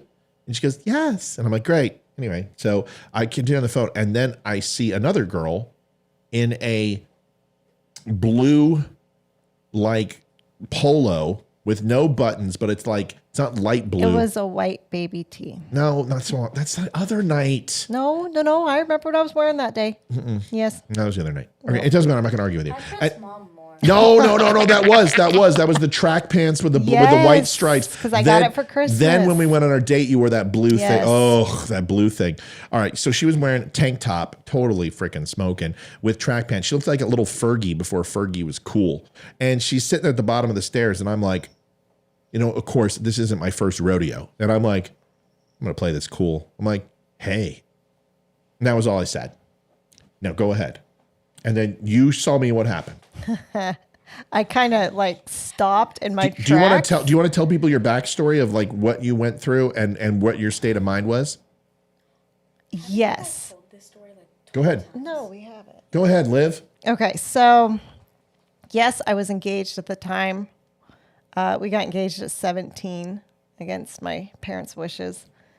And everything was against your parents' wishes. That's a good point. Well, I was a very good girl. No drinking, no drugs. I went to youth group, went to frickin' Bible camp. I didn't believe in doing anything like that. Well, we're going to call him Tim. Tim and Marcy. Tim and Marcy. They're probably dating. They're probably dating now. So Tim and Marcy. So Tim gets his own place for the first time after graduating from high school. And you know how you can be when you're 18 and for the first time. And he starts going wild. And one of his friends had a fake ID. So they start getting alcohol and doing stupid shit. And he lived on a lake and it had just frozen over that day. They decided to take the snowmobiles out on the lake because they're just some stupid. Okay, we don't want to go to Redneck City. Can you just tell the damn story? Anyway, he was doing some stupid stuff and I just was like, I need to get away from you. I don't know. I need to get away. I need to get away right now. So I'm like, I'm just gonna leave. So I went to another town on the way to Torrington, and because of my state of mind, my friends got me drunk, and I did a couple stupid things that weekend that I regret. She slept with another guy. Yes, I slept with another guy.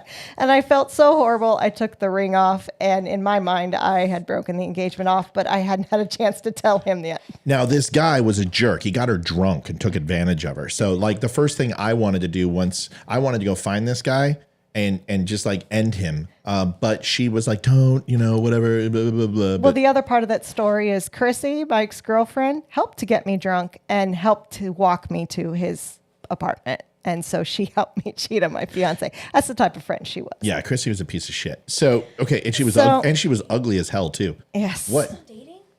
Like, are they married? No, she married somebody else. No, Chrissy went through everybody. She slept with the entire college.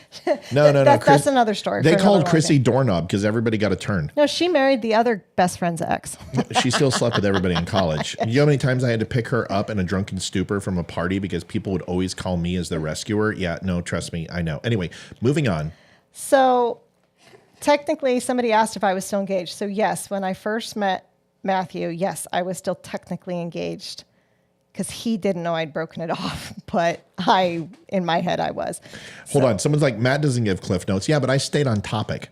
Like, if you don't, she'll start telling you big fart. She'll tell you the entomology. She'll tell you what type of jet skis they were. You have to keep her on point because the story will completely break down. Like, oh my God. So anyway, and there was this cow and we tipped it over. And then when we did, oh my God, the fence broke. And when the fence broke, we had to go to the lumber store. You know, John's lumber store, it's green. It's got a big tractor in front of it. And it's right outside of Billings. You know where Billings is at? Oh my God, Billings. You know when Billings was founded? Billings was founded in 1826 and it was a buffalo place. Speaking of buffalo, have you ever had buffalo ranch celery? Oh my God, it's fantastic. That's my wife. Daughter, am I right or wrong? Yes. Thank you. She said yes. All right, Olivia. Yes. So go ahead. Finish your story. So walk into the apartment. I look up and I see Matthew on the phone. And the first thought in my head was, that is the most beautiful man I've ever seen in my entire life. Yes. So, I mean, and let's face it. I mean, this isn't a rarity or anything. Oh, so stop it. Well, anyway, so what did you say again? I missed it because I was too busy gluttoning over myself. You were the most beautiful man I've ever seen in my entire life. And my heart skipped a beat and butterflies in the stomach and right. This is shit. So then I saw her and I said, oh my God, I cannot believe this. It's amazing she felt that way because I'm like, this is going to be my next 24-hour relationship. Nope, didn't happen. So it ended up becoming a 24-year relationship. Yeah. But when I saw her, I was like, well, I'm going to sleep with her, and then how do I get her out of here as fast as possible? That was the way I was. I was a horrible human being. I was a horrible pig. I was a jerk. And because I had been scarred by women most of my life, whether it be my mom or obviously Marcy, and Stephanie. Oh, and I'm not even going to protect Stephanie Stevenson's name from freaking Bear Creek, Littleton, Colorado, because that woman is just a complete whore. Okay. So that woman's a whole nother story. She deserves it. Look her up. So she's an evil. Great Expectations. That's Stephanie. All right. So I see her, and of course, I'm just like, she's freaking beautiful. Like, she is the most beautiful woman I've ever seen in my life. She has the Jacqueline Smith look. She's got a little bit of the olive skin. She's got a little bit of Mexican, little Italian, a little Greek, all the things I like. See ya, Hayden. Bye. I knew I was going to get you out of here before the bad part started. So close the door. Shush, close the door. So I knew, I was like, this is great. And whatever. All right. Then what happened? So that night, I think, did we go out to the bar and meet at work or? No, we stayed in and we talked right. about music, and I lied to you that I was in a band. Yeah, we had some drinks at your apartment with Mike and Chrissy. That's right. So this is the apartment. The apartment, I'm going to find a picture. So tell them what the apartment looked like, please, Olivia, so they understand. So when you walked in, you could either go down a half a flight of stairs, and downstairs was 2 bedrooms and the full bath, or you could go up a half a flight of stairs, and upstairs was the kitchen, the living room, and a half bath. And that was pretty much it. But for $300 a month, it was freaking great. Oh, it was awesome for $300 a month. I mean, you couldn't beat that with a stick. All right. So, tell them about the decorations. No, we're not going to go. Yes, we are. No. Yes. No. Why don't we get to tell them about that? Because it's embarrassing, and I don't like it when you tell Well, I'm them. going to embarrass myself. So anyway, the entire house is covered with Colorado Avalanche stuff. I mean, everywhere. Hockey pictures, pucks, sticks, autographed everything, bath towels, kitchen utensils, barbecue tongs, everything. Colorado Avalanche hockey team. And she walks in and she sits down. And this is like the first time we made a few mixed drinks. I made her favorite drink, which is pineapple juice, a little Midori, some Malibu rum. Actually, you didn't make that till my 19th birthday. That's the first time I had it. It was I think it was Zima or something. You were tequila. No, you were tequila. It was wine coolers. Yep, it was wine coolers. Got you a wine. We got you wine coolers, and you were tequila. You said you loved tequila, and I've never seen anyone pound tequila like she could pound tequila. Holy shit! Like I'm like, no, you can't have tequila. She's like, I'll do tequila. She drank like a fifth, and I'm like, chump in Georgia. This woman, you're right. See, and this I can admit when you're right and wrong.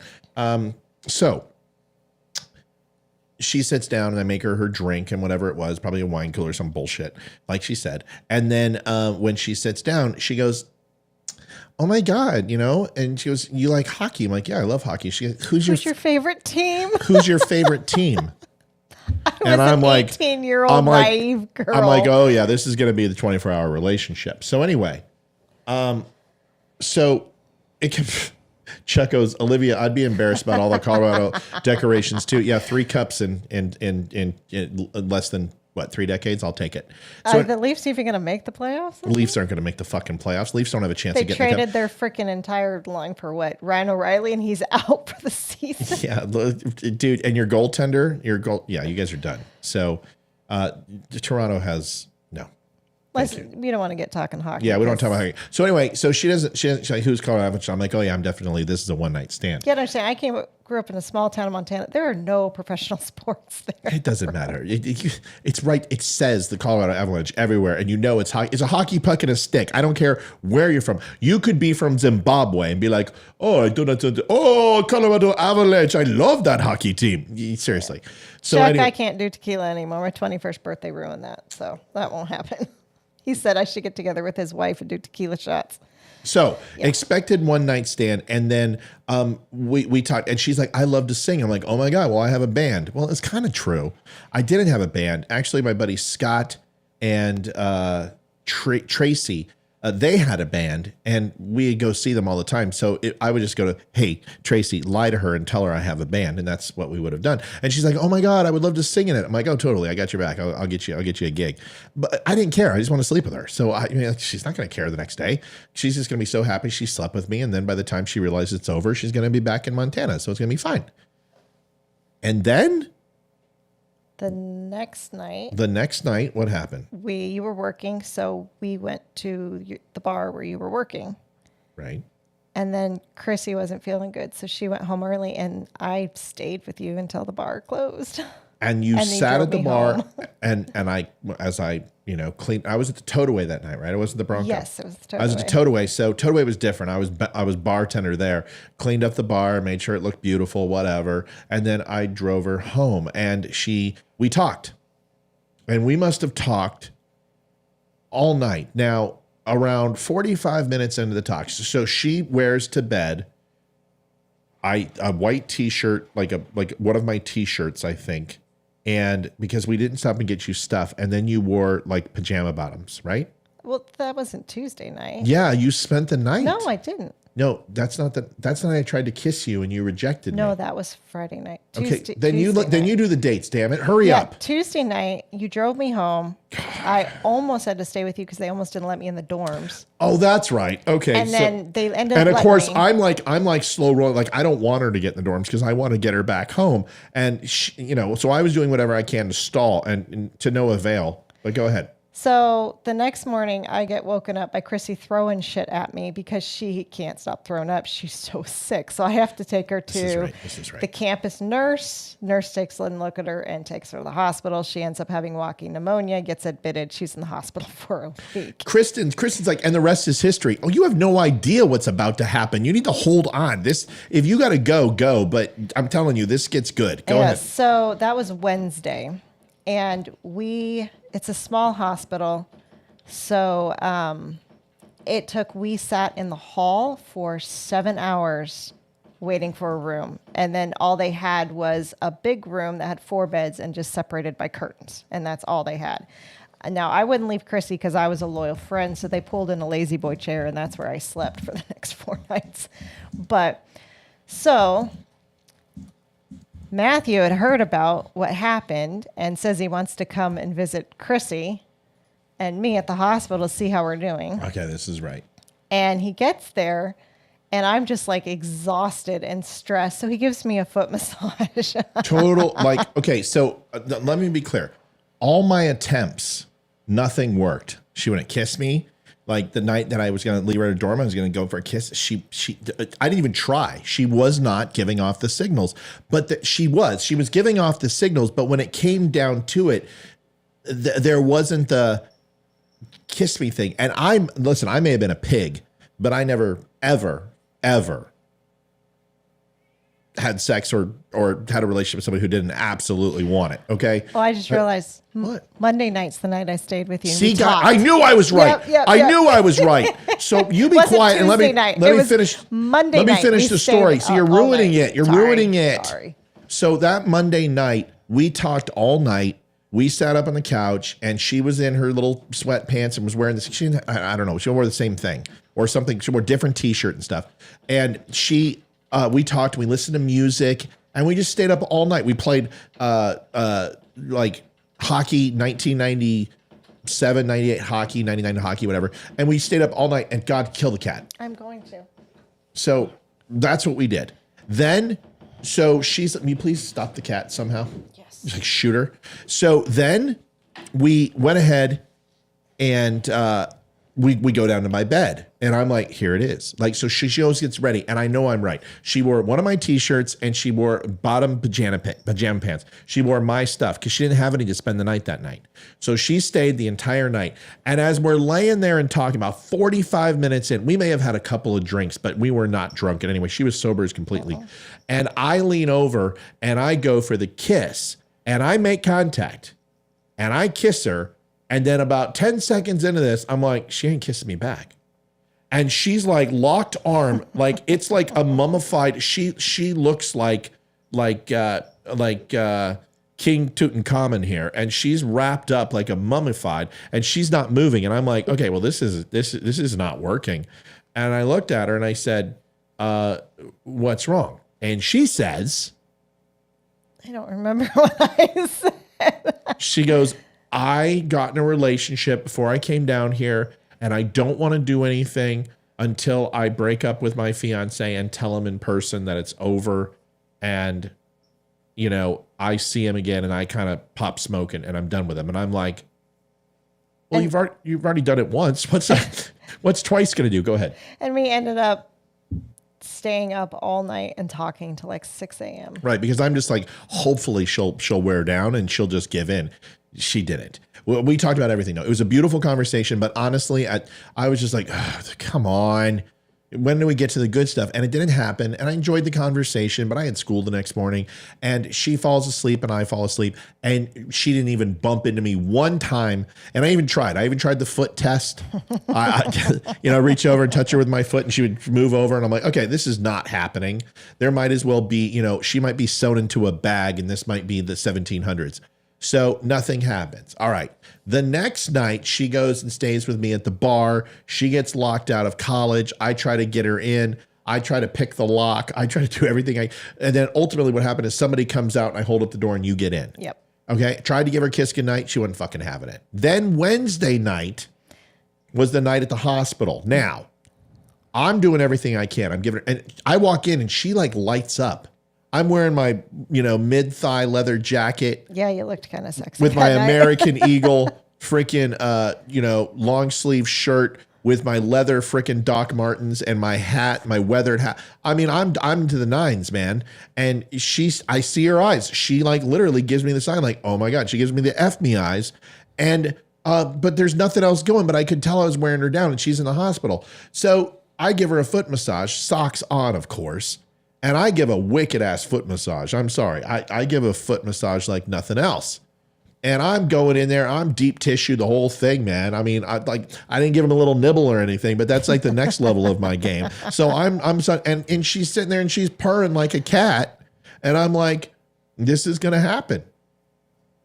And then all of a sudden she pulls away because Chrissy starts doing these violent fake pneumonia coughs, little faker.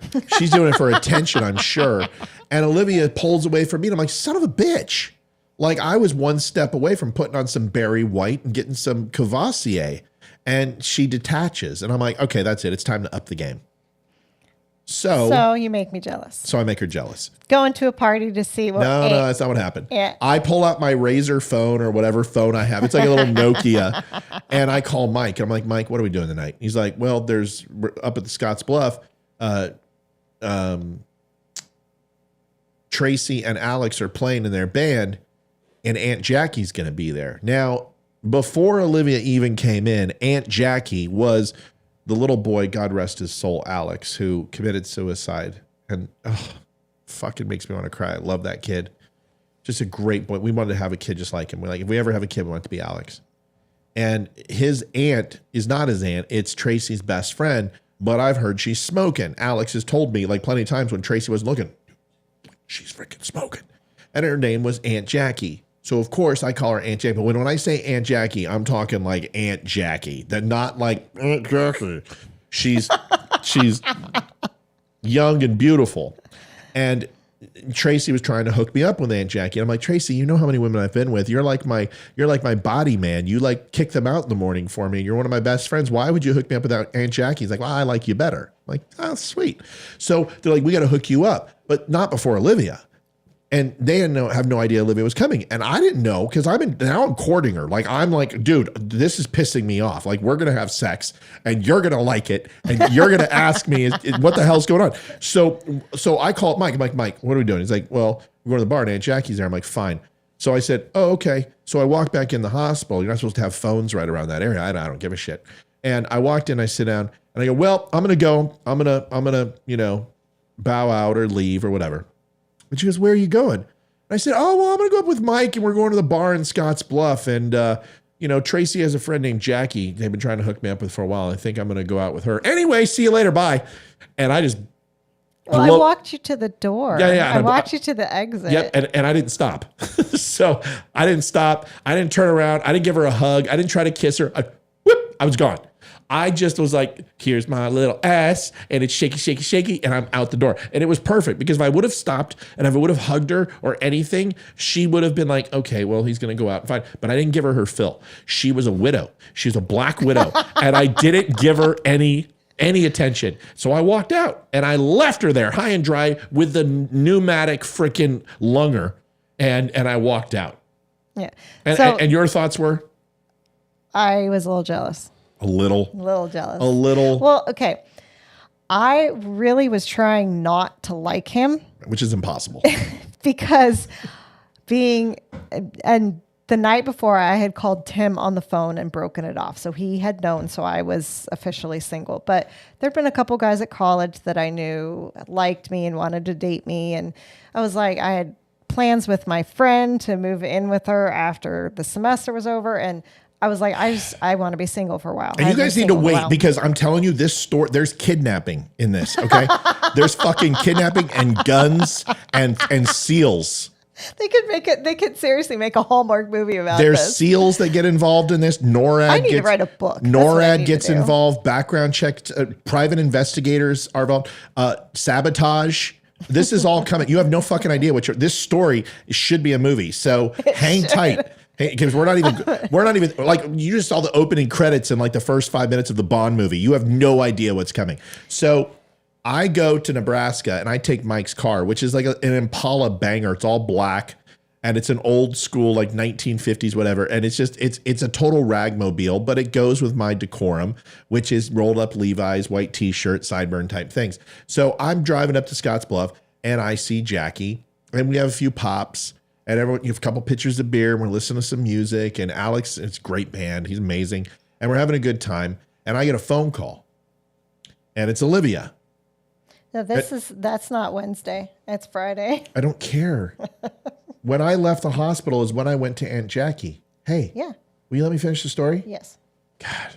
So I get a call at the bar. It's Olivia, and she's checking up on me to see where I am. She's not calling me for anything else. So I go outside and I pull up, a Marlboro Red out, and I start smoking because I was a huge smoker. And she's like, "Hi, it's Olivia." I'm like, "Hey, how are you?" And she's like, "I just wanted to give you an update on Chrissy." I'm like, "Bullshit. You don't want to give me an update on Chrissy. You want to see where I'm at?" She's like, "What are you doing? How are you?" I'm like, "Well, we're just listening to some music and having a bar." She's like, "Okay." And then she said, no, she won't probably admit this, but she goes, are you with Aunt Jackie or Jackie? And I said, "Yeah." And she goes, "You're not going to sleep with her, are you?" And I was like, "No, of course not. We're just up here having a good time and having fun." She's like, "Okay, well, thanks for tonight. I had a good time." And I said, "Bye. I'll talk to you later. I'll see you tomorrow." And that was it. And we hung up and that was all. She borrowed Chrissy's phone or whatever, called from the hospital phone, but that's what happened. I don't know if she'll admit it, but that's what took place. And I swore to her I was not going to sleep with Aunt Jackie. So, of course I slept with Aunt Jackie that night. Of course. He told me he didn't. I went and I spent the night at Jackie's house and I had sex with her. Because I was a pig. I already told you I was a pig. I set up the story. I'm an anti-hero in this, okay? I'm a protagonist, but I'm also the anti-hero. So I slept with Aunt Jackie. I mean, we balled all night long. But anyway, that's not important right now. She knew anything. I'm going to throw something at you. Sorry, that all night long is a little bit of a lie. So I sleep with her. So I drive up 6 a.m, right? My first class starts in 45 minutes. I haven't eaten anything, and I'm drunk as shit. I have my Ray-Bans on, and I pull up to the parking lot, and Mike Burnett, Mike is walking across the parking lot and he looks at me and he's like this. And he looks at the car and he goes, "Man, you look like shit. What happened?" And I'm like, "We didn't see you. You left the bar." And he's like, "Aunt Jackie left." And then 5 minutes later, you left and you went out the back exit. "Where'd you go?" And he's like, "I'm at Aunt Jackie's." And he's like, "Oh God, no. Did you?" And I said, "Yeah." And he's like, "Oh God, man, you can't keep doing this. You got to stop." And I'm like, "Bro, I'm sorry." And, he's like, "All right, well, how's my car?" And I'm like, "Well, you got like no gas." And he's like, "Son of a bitch, I don't get paid till next week." Like, "I'm sorry." And I'm like, "Where's Olivia?" He's like, "Well, she's back at the dorm." And I said, "Okay, dude, bro code was not at Aunt Jackie's. I crashed at your brother's place and your parents' place up north, and you were with Dixie or whatever." He's like, "Dixie's his new one, and Chrissy and him had a falling out or whatever." Were they dating at the time? No, they were not together, and he was with Dixie. So that's the story. I stuck to that story for years, right? Because she would have killed me until I let it slip one night. She's like, "Oh, you did it." I'm like, "I did." And so anyway, but that was the last one. Now. So Thursday, and by the way, I wasn't in the hospital. Amy, that's why I was just going Aunt Jackie was Alex, the little boy's pretend aunt. She was Tracy's best friend, who was my best friend. Tracy and I studied at school. She was just fucking awesome, cool chick. We had no physical relationship. She was just like my best girlfriend. She was too tough and cool. She had a son named Alex, and her friend, who was female, was Alex's just aunt, because they called her Aunt Jackie. So every time Alex would be like, Tracy would talk about Jackie. Goes, hey, we need to introduce you to Jackie. And Alex would pipe in and go, Aunt Jackie? And I'm like, yeah, Aunt Jackie. Aunt Junkie and Uncle Matt are going to go out and have a date or something like that. So every time she was mentioned by anybody, weeks before Olivia even got there, it was always, you got to meet Jackie. You got to meet Jackie. And then I'd be like, Aunt Jackie? And they'd be like, yeah. So she got the nickname Aunt Jackie. That's why she's Aunt Jackie. All right. I was not in the hospital. My friend was in the hospital. And since I was in town visiting her, I stayed with her in the hospital. Okay. So and her friend had pneumonia. I'm sorry, we're all over the place. That's what took place. Now everyone's caught up. All right, so go. So Thursday, I know you came and visited. I think it's when you came and visited me at the hospital again. I don't think I went out with I had to bounce that night. I had to bounce and run tote. So like I was running between the bars. I was bouncing bar. It was crazy that night. But that's the night. Did we go on our date then or Friday? It was Friday. Okay. So Thursday, I don't think we saw each other. And that's when I knew I was like, oh shit, I really like this girl. Cause I'm like, I haven't seen Olivia today. You did come and visit me real quick. That's when we got our first picture together. Yep. I remember that completely. And I was like, oh, I think I like this girl. Cause I felt guilty. And I don't feel guilty. I felt guilty about Aunt Jackie. I was like, oh shit, I shouldn't have done that. And I thought Olivia knew cause she didn't call me. So I checked her by showing up to make sure she didn't find out from Chrissy or from Tracy or from Mike, who accidentally let it slip because she hadn't talked to me and called me all day. I'm like, oh shit, she doesn't like me. And I think I got an insecure at that one because I was like, is everything okay? Are you mad at me or what? It was like I switched role reverse for where she was Wednesday night, Thursday, and I became a giant pussy. So I remember that vividly. So then Friday, I kind of I got on my knees and I prayed to God and said, God, I promise I won't stick my Peter where I'm not supposed to. And any more women, just, please let this one work out. So then Friday we had. Friday, you came to the hospital. I was so mad at Chrissy. She was pissing me off that night. I was so mad at her. And Matt walked into the hospital room and saw how pissed I was and goes, get your shoes, get your jacket. And he looks at Chrissy and goes, she's coming with me. Don't say a word. And I left. I was so mad. Dude, it was so say anything. There was no music box or anything, but I'm just like, Scarlett, I don't give a damn. And I did. I grabbed her and I took her out. Were you sick? No. Okay. So I didn't carry you. That's just in my mind. I picked her up and scooped her up. That was our wedding night. Anyway, so took her. Okay, then what happened? Then went back to the house and you had a party. There's a bunch of people there. When did we go on our date? It was after this. I don't know when we went on our first. No. But our date was before we had sex. Then it had to have been. Okay, it doesn't matter. One of those nights.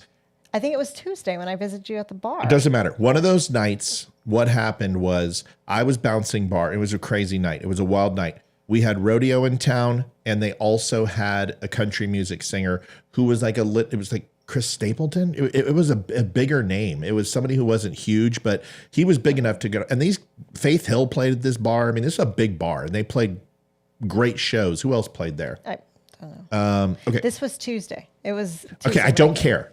You're the only one who gives a shit what day it was. So the day before this night that I went and rescued her from the hospital, this is important. I was bouncing bar at the Tote, and one of the waitresses was a Hispanic girl. And she was off, but she was helping deliver drinks, and there was 5 guys in there, and these guys were from out of town, and I knew they were from out of town. So I was behind the bar, and I was pouring pitchers. And it was getting a little bit late. And Olivia was going to meet me that night for a date.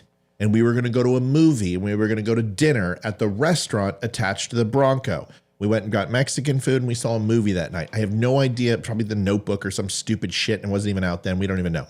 So she was going to meet me at the bar. So I was hopped up and I'm like, we got to go because I want to make the movie. Last showing's like 10:20 at night. And these 5 guys are pretty drunk. They had come from another bar and they had been drinking a few and they were from Nebraska and they started harassing the Mexican waitress. No, it wasn't Chris Ledoux. I think it was Chris Stapleton. So anyway, at one point, one of the guys had his pool cue and he reached up as she was walking by and went up behind her skirt and shoved it up her hoo-ha as she was walking by. And she turned around and she grabbed a pitcher of beer and she threw it on one of the guys. And that guy turned around and smacked the shit out of her right in front of me. Well, I decided to jump the bar. I grabbed the pool cue and I beat the living fucking shit out of him with it. And then his buddies decided to jump in, and I beat the shit out of them with the pool cue. And I had 5 guys, and I took some hits too, but 5 guys, and I literally just tore through those 5 guys like I have never torn through people in my life. I was angry and I was pissed and I did not care. I used knees, I used shoes, I used one of the other guys to hit the other guy across the head with his own head. I was pissed. Now, I had a few scrapes, maybe a split here and there, a little bit of blood, a little bit of swelling, but I gave a hell of a lot more than I got. I was also in prime physical shape, and I've been bouncing bar in one of the toughest bars in 5 states. So, I went off that night. I was pissed. The cops come. I know all the cops. I serve all of them. I taught half of them how to shoot.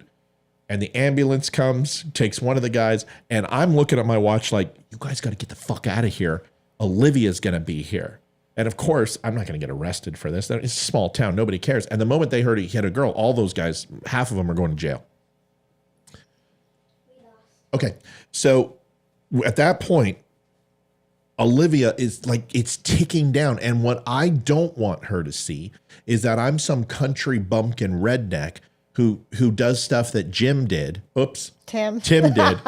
That Tim did. And I didn't want her to see me that way. So I'm, getting the blood off my knuckles. I'm doing whatever. I'm putting ice all over my face. Scott, who is the resident alcoholic who runs Tote, who's just an amazing guy, is helping me, brings me a new shirt, does all this. So before she gets there, and then she walks into the bar and she's like, what's going on?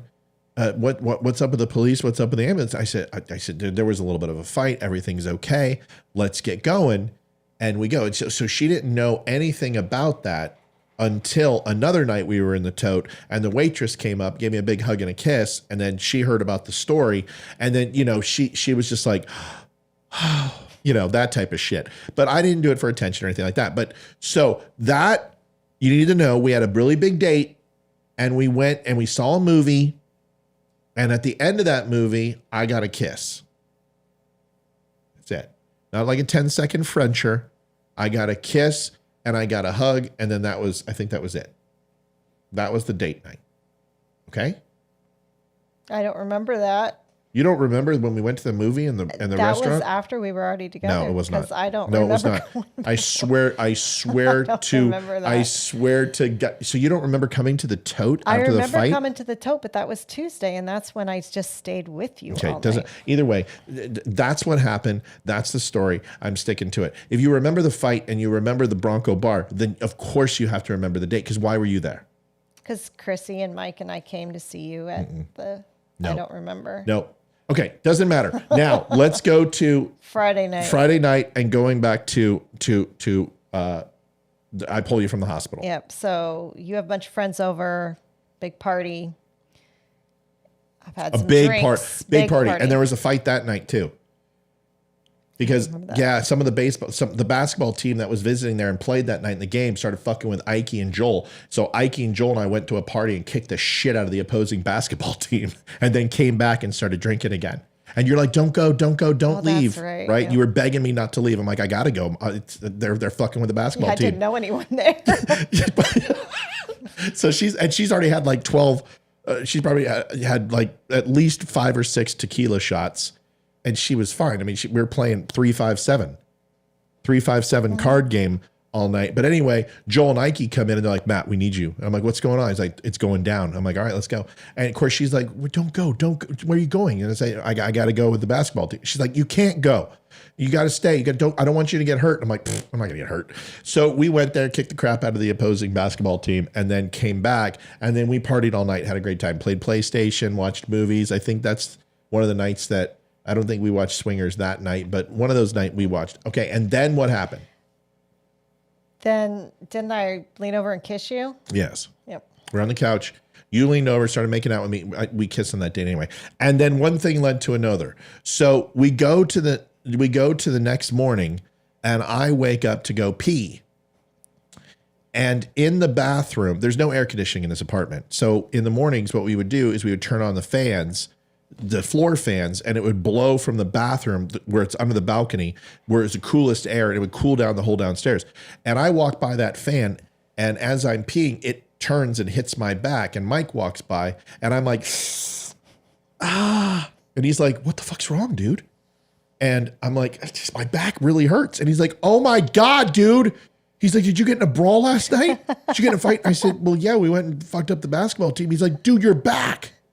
And I turn around and I look at the mirror, and I have got 5 25 to 30-inch gouges on my back from some little princess named Olivia Spear.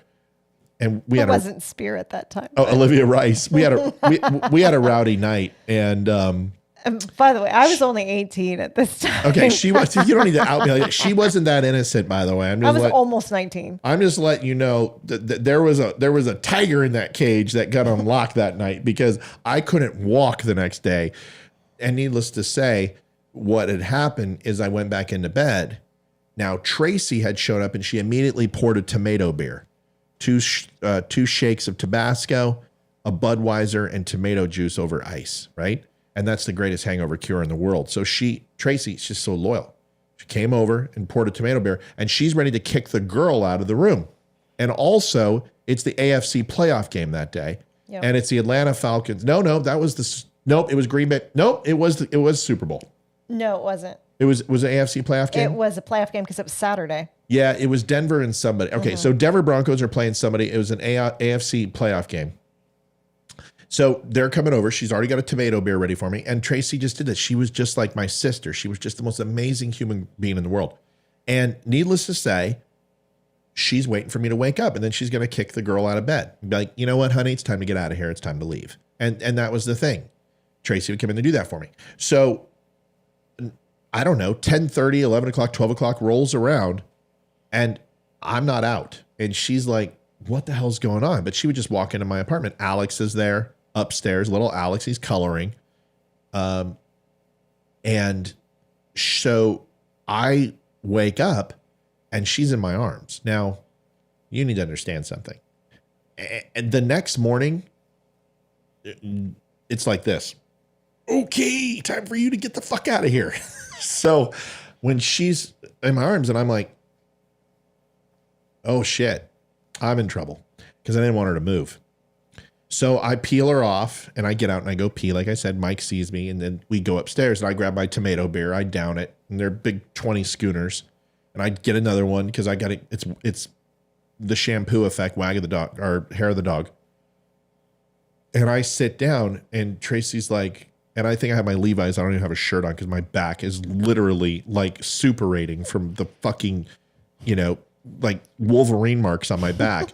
And Tracy's like, what the fuck did you do last night? And I said, I don't really remember. I know we fought the basketball team. And she's like, what? Which one? I said, well, the ones that played EWC. I don't know, some fags from Fort Collins or some shit. And she's like, and what else? And I said, I don't know. And she goes, and I'm like, oh, Olivia was here last night. And Mike's like, yeah, did you see his back? And she's like, no. Oh my God, where is she? Like, she's downstairs. She's like, I'll fucking go get her out of here. I'm gonna go kick her out. What do you mean? Why'd you leave her in your bedroom? And I'm like, well, I'm okay. Everything's cool. And she's like, what? What do you mean? Who is this girl? Right? So Tracy doesn't really know. Then all of a sudden, Olivia comes up.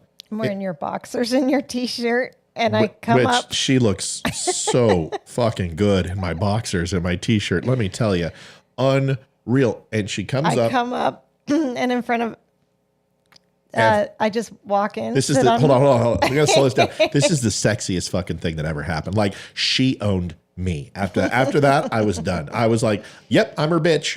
Because it was so, the confidence. She's been this meek, shy little thing.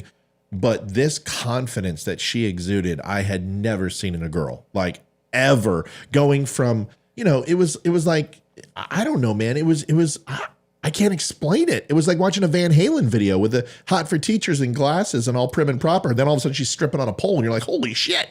So I'm sitting down, I'm on my couch, and she walks up. Look how proud she looks right now because she's so proud of this. All right, so go ahead and tell me what you did. So Adam and Tracy were there. And she doesn't know anybody. She doesn't know them. I've never met them. And the confidence level, she just walks up like she owns the place. Walk up, just walk in front of everyone, sit on your lap and just give you a big kiss in front of everyone. And she sits on my lap with her arms around me, and I'm like, well, I guess this is the girl. And Tracy's like, what the fuck is going on? So every commercial, every time Olivia turns around, she's like, what is going? Because she knows me. She knows this isn't the way it is. And she gets up and she goes to the bathroom, and Tracy's like, okay, I need to know what the fuck's going on. Did you take drugs last night? What is wrong with you? And I said, I think I really like this chick. And she's like, well, I guess I like her too. That's all she said. And her and Olivia became fast friends, and they everyone just great friends. All right. So at this point, I was supposed to get on a bus that day, but because Chrissy was still in the hospital. Like a 36-hour bus ride back to Montana from Wyoming. And southeast Wyoming to northwest Montana. It's a long bus drive. So I postponed my trip home so I could stay with Chrissy, and I missed the first week of my semester of college to stay with Chrissy, but I ended up hanging with Matthew the whole time. The whole time. Every night, my house, clothes off, sex. I mean, it was just amazing. It was awesome. Now, the thing is girls would come over. Now, here's the thing. This is this is how it works. We had a sub-basement. So I would have my window above my bed, and then so you could walk on the sidewalk and kneel down and open up the window. But there was a little alcove, like a little storm drain there. So you could walk in, go through the window, and literally be in my bedroom. Well, that was like the drive-through window for girls.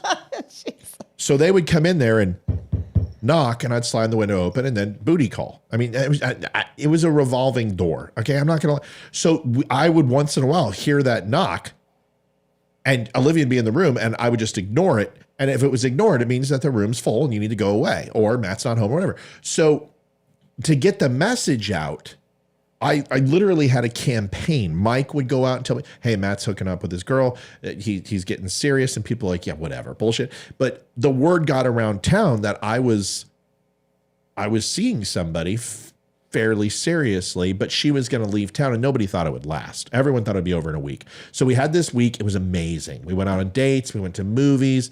It was just great, right? Mm-hmm. Went to the lake. I mean, it was all good. Okay. So right before I was supposed to leave the night before, you didn't want me to go. Nope. And you asked me to move in with you. Dude. And I said yes. Dude, unbelievable. I was like, I don't want her to go. Like, I was like emotionally, I was just like, you cannot leave. If you leave, we'll never be together again. I know this. So fuck school. You can come here. I'll pay for your college. You can come live with me. And I know it's right. Now, this isn't the first time I've used this line, but I actually meant it, right?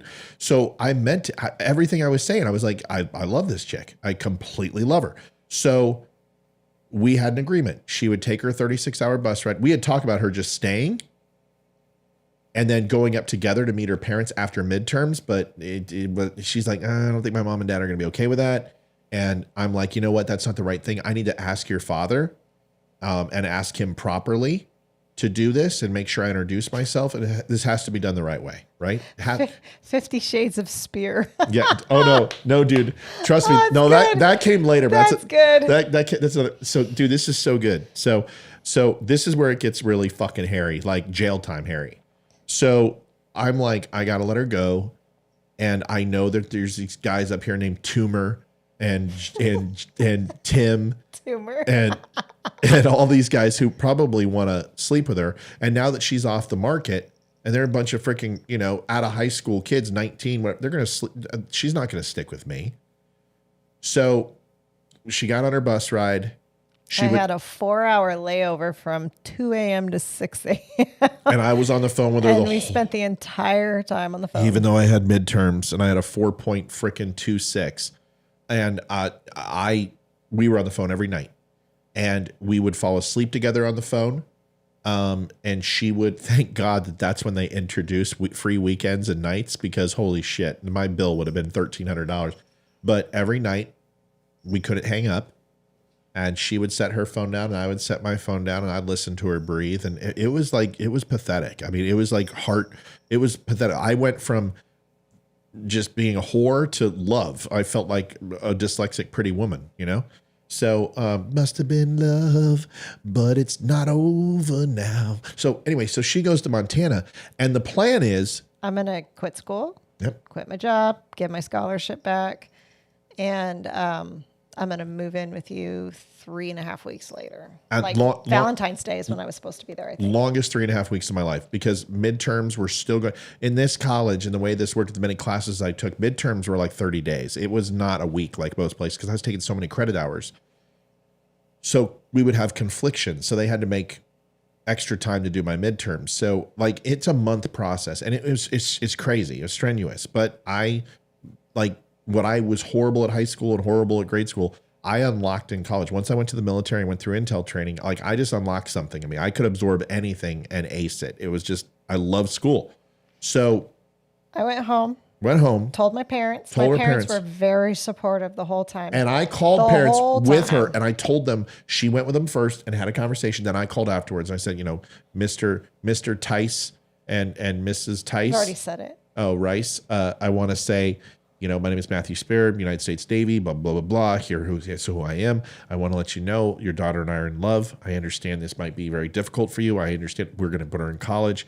I'm going to take care of her. I give you my word. I really want to meet you. Unfortunately, how much of a jerk would I be if I left in the middle of my midterms and then all the promises that I make to you are shallow and in vain?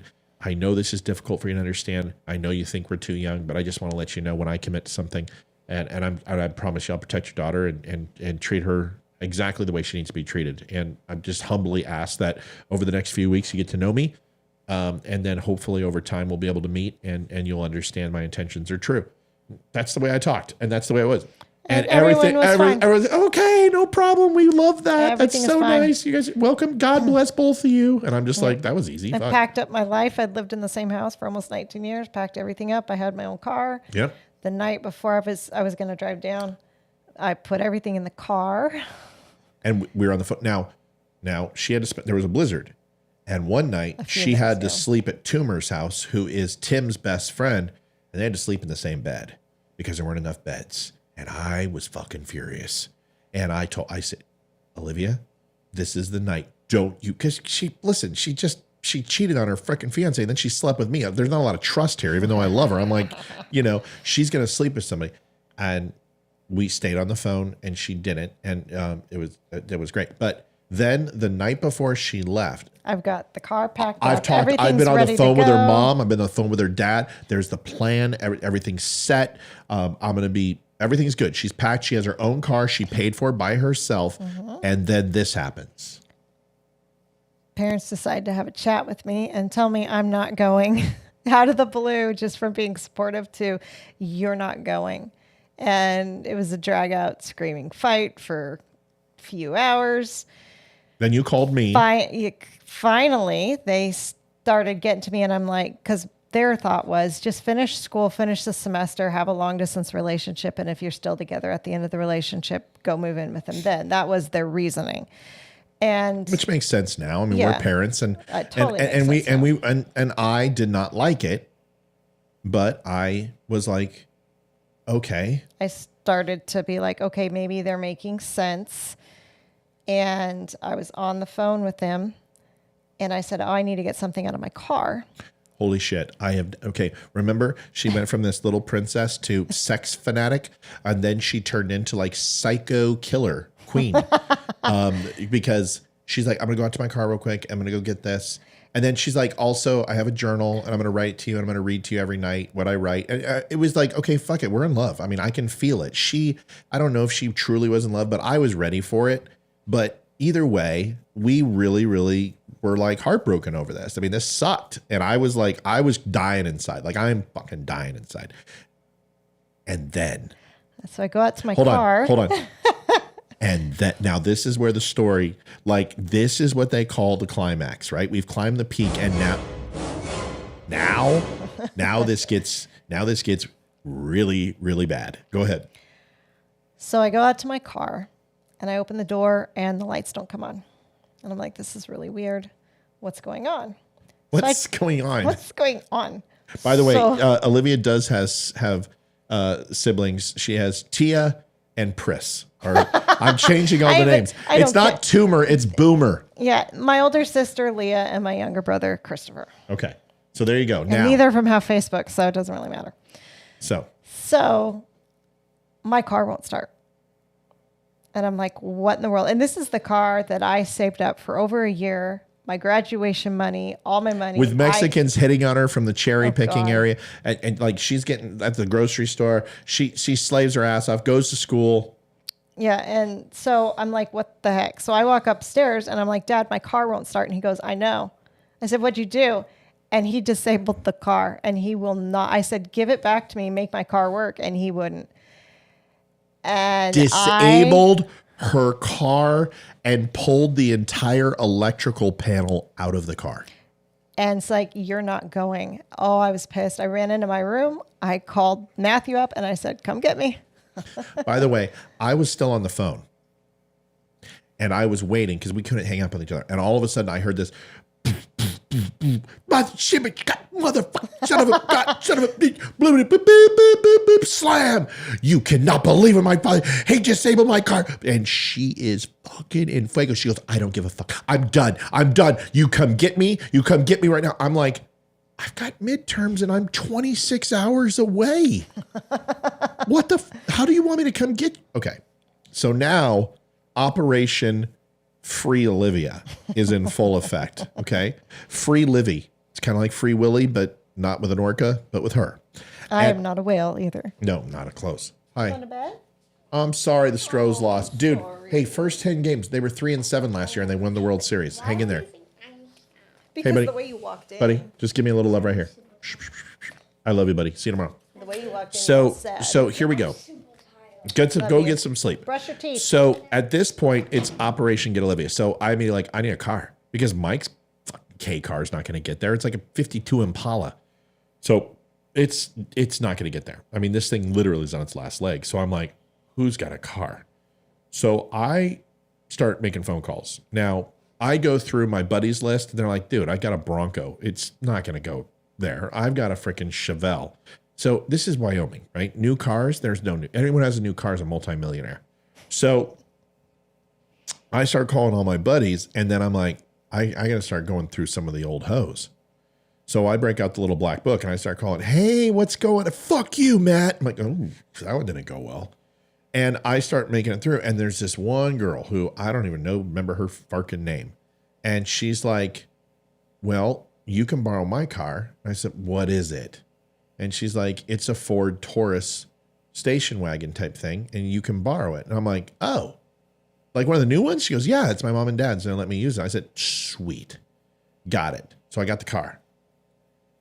So I grabbed the car. We bring the car back. Well, that night, Mike is out there with his dumbass brother, and they're fucking playing football, big leather football, NCAA, and they throw it and punch it right through the driver's side window. It's in the middle of fucking winter. Okay? And I'm going to Montana. And I'm like, I'm going to freeze to death. There's no way I can drive without a window. I'm like, how much is the window? $275. My God, I might as well buy a plane ticket for that. I don't have that money. Everything I paid for is on college tuition through the military college fund. So I can't go anyway. There's no way I can go. So I go ahead and I make a phone call. And I wind up calling her dad and her mom. Mom doesn't answer. Dad does. And I start making a plea bargain with him. And he's like, Matt, you seem like a nice guy. I'm just letting you go. My daughter, I don't trust you. I don't trust her. You guys are young. You got a long way to go. This isn't going to happen. You need to just let this go. And you guys, if it's meant to be, it's meant to be. Why don't you guys give it a few months and see what happens? And I'm like, this motherfucker's placating me. And I don't like to be placated. And I'm not being a dick yet, but I'm like, listen. I'm like, sir, I respect what she's like, Matt, we're done having this conversation. And we're done having this conversation now. And I'm like, oh, you have no fucking idea who you're fucking with, sir. And I didn't say that. And I'm like, sir, I'm trying to be as nice as I can. But I'm going to say it one more time. I love your daughter and I'm going to be with her. And he goes, we're fucking done. And he hangs up. And I'm like, so I call a couple SEAL team friends of mine who are in NORAD. And I said, we need to run an op. And I have 2 guys from Team 3 who are coming up to Wyoming. And they're taking leave. And they're going to go get Liv. And they're armed. Because her dad's a Hell's Angel. And an ex kind of cop, from what I hear. He was a sheriff. sheriff and Hell's Angel. And I'm like, there ain't no effing way I'm sending 2 of my buddies up there unarmed. So they're strapped and they're going to go get her. And they're going to drive straight through because I can't go because I'm in the middle of fucking midterms and I don't want to literally flunk out of school. And she won't let me. It's a true fucking story through and through. Then we get a missile launch.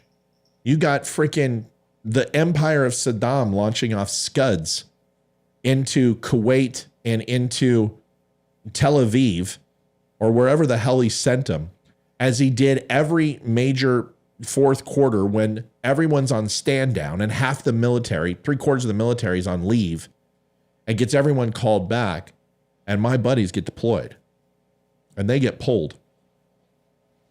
I have a GS position at this point, so I'm still government, and occasionally I disappear and go to Colorado. That's off. They get called out and they get deployed. Now I don't have a plan B. So Mike walks in and Mike's like, what's going on, man? Why so blue? And I'm like, I'm trying to get Olivia and I can't get her. We got a car, but we got to put a blanket in the window with duct tape and we got to send someone up to get her. And he's like, I'll go. I finished my midterms. Why didn't you ask me? And I'm like, get the fuck out of here. He's like, no, I'll go. I'll do it. And I said, bro, her dad's a Hell's Angel. You weigh like 92 pounds. He will freaking kill you. And he's like, well, then you're going to have to come up with a plan. You're the analyst and figure out how the hell I'm going to get out of there and get out. So. This is where I came up with the plan. So my parents were. No, Amy, we never planned to shoot her dad. Oh, no. No, that's ridiculous. That was never the plan. They were armed because I was afraid he was going to shoot them. And I'm like, you guys better have something because this guy, and I'll tell you why I was right about this all along. Okay, go ahead. So I came up with a plan because my parents were separated, but my dad worked the morning shift and he would get off at 3, but he worked 45 minutes away in town. And my mom worked nights at a hospital in the same town, 45 minutes away. And I want to be clear that this plan was both of ours because I asked all of this stuff and we came up with a strategy together. So there was a window of 45 minutes because my mom started work when my dad got off. And when my mom worked nights, my dad would always come to the house and be with me and my brother. And now dad started babysitting because they didn't trust her. So they started camping out and always being present. Because I'm like, is there a time that they go? No, there's always a parent in the house because they're watching her. So there was 45 minutes from when my dad got off and got to the house and when my mom had to leave. So we made the plan. Interrupt.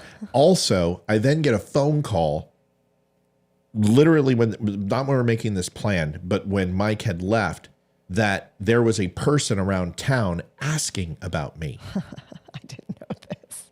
And there was a person doing a BG, a background investigation. And I said, well, that doesn't shock me, but I need to report this because I still have a TSI. I'm compartmentalized. I'm still a GS position. And if someone's asking about me, I need to report this. So I report it. There is a private investigator out of Nebraska who has been hired who's doing PI work against me. That PI received a phone call from the United States government finding out why he's looking into me because I got a TSI. I find out that it's hired and I get a call by my CO and my reporting officer and he gives me the skinny on who is doing this background investigation on me and who has hired a PI, and it's her fucking dad. Her dad is going and hired a PI to find out everything because this guy did a search on what was the internet back then. Couldn't find anything on me. He used his buddies on me, but I'm ghosted. I'm fucking, you can't live. When was the first time you could find me anywhere, anything about me on the internet? How many years? It's only been a few years. I mean, after we got married, I disappeared too. Couldn't find anything about me. So there was just nothing. I mean, I had to put her name down. I had to can you imagine the relationships I was going to, how many people I didn't declare? But it's a different world back then when you're working in intelligence. So her dad's doing an investigation on me, trying to find out everything and find out anything they can and get dirt on me. and they got nothing. Okay. Her dad got stonewalled. So immediately he thinks I'm some sort of criminal or I'm lying because he can't certify anything that he's looking for. All right, go ahead. So this 45 minutes, we have a plan. Mike and his friend Ben are coming up, and they knew what time the window was, and they stopped in town 5 minutes away, and they would call me on a payphone, and I would make sure I picked up because I had a phone in my room, and I can't remember what I said, but I would just say, yeah, it's good, or it's not, or whatever, or I would say, you've got this many minutes. So they show up, we put everything that I can into the car, which unfortunately some stuff got left, but everything we could that fit into the car, and took 5 minutes and we were gone and we left. Now, Mike had an order that in that 45 minutes while she was packing, Ben was to help her and Mike was going to try to fix the car. Mike couldn't figure it out. He's on the phone with me and we're talking and he's like, dude, the entire fuse box is gone. I said, what? He's like, he pulled the fucking fuse box and I don't know where it's at. I can't get this car running. And I'm like, can you tow it? And he's like, no, in a Taurus? No, I can't tow in a Taurus. I'm like, all right, fine. Leave it. Dump it. So they had to shift some things from the Subaru out into the car and then they go. So we go. And now Mike and Ben drove 18 and a half hours straight to Montana. No sleep, nothing. No sleep till Brooklyn. Full tank of gas, half a pack of cigarettes, and a cup of coffee, and hit it. And they fly, and they go 18 and a half hours straight. And then we drove straight back. They wouldn't even let me drive. They made me sit in the back seat. Now, I had orders. I said, you get her dead or alive, right? I mean, so he brought a revolver because he thought his dad was going to kill him. I mean, his dad was serious. We already, at that point, I knew he had a PI. So I told Mike, I said, dude, you just get her out of there and you pop smoke. Get out fast. So he did. They called me. Mike had orders. I mean, they listened to me. It was great. So they got her. And then I did leave a note for my parents, though. Left them a note. What did you say quickly? I don't remember. I can't. Kristen, we're not done yet. We're not done yet. So we drove straight through. Yep. And then what time did you get there? Like 4 or 5 in the morning. Yeah. I want to say it was like 3:30. I waited up for you. Actually, I was sleeping, but you know me. I heard the door slam and then here comes Olivia in a blanket and she walks up and that's when I think I picked her up and I carried her to bed. Probably. That's when I did it. I picked her up and I carried her to bed and just held her and we've been together ever since. Now, the aftermath. The next morning, I didn't hear anything. The next day, I didn't hear anything. She had to call Tim, her fiance, and really kind of let him know what was going, because this guy was worried. Now, the rumbling started and the conversation started happening. She's a whore. Small town.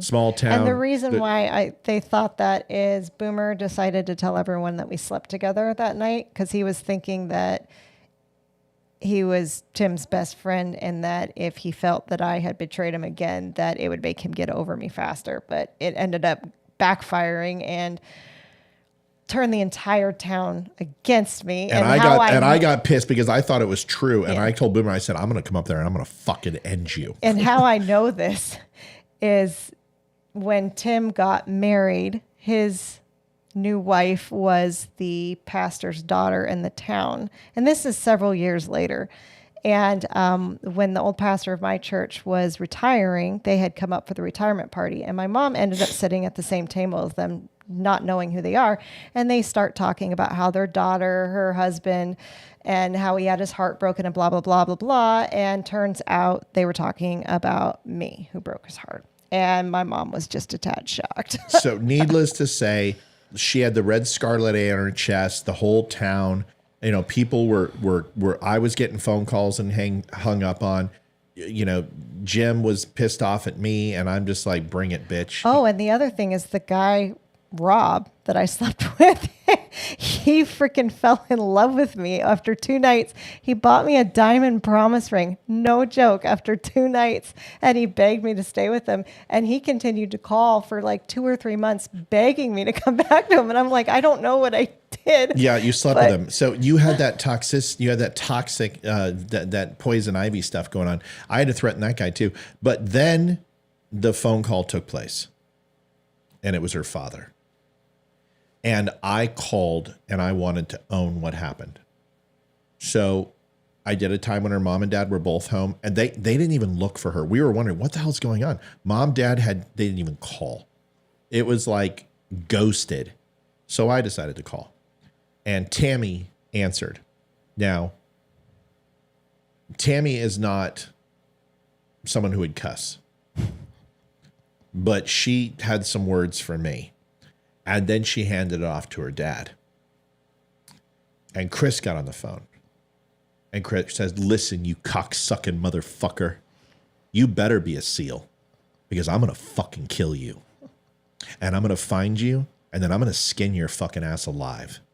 And then I'm going to fucking wear it. And this guy started like, and I'm just listening to him. He's like, and I'm like, okay. Uh-huh. And Olivia's in the other room, and he's just, you fucking better be the toughest. Because Olivia, of course, oh, he's a SEAL, and he's like G.I. Joe. She didn't know what I did. So she's just making me sound like, oh my gosh, he fought the Japanese and the Germans, I mean, she's just saying all this shit. And I'm just listening to this guy.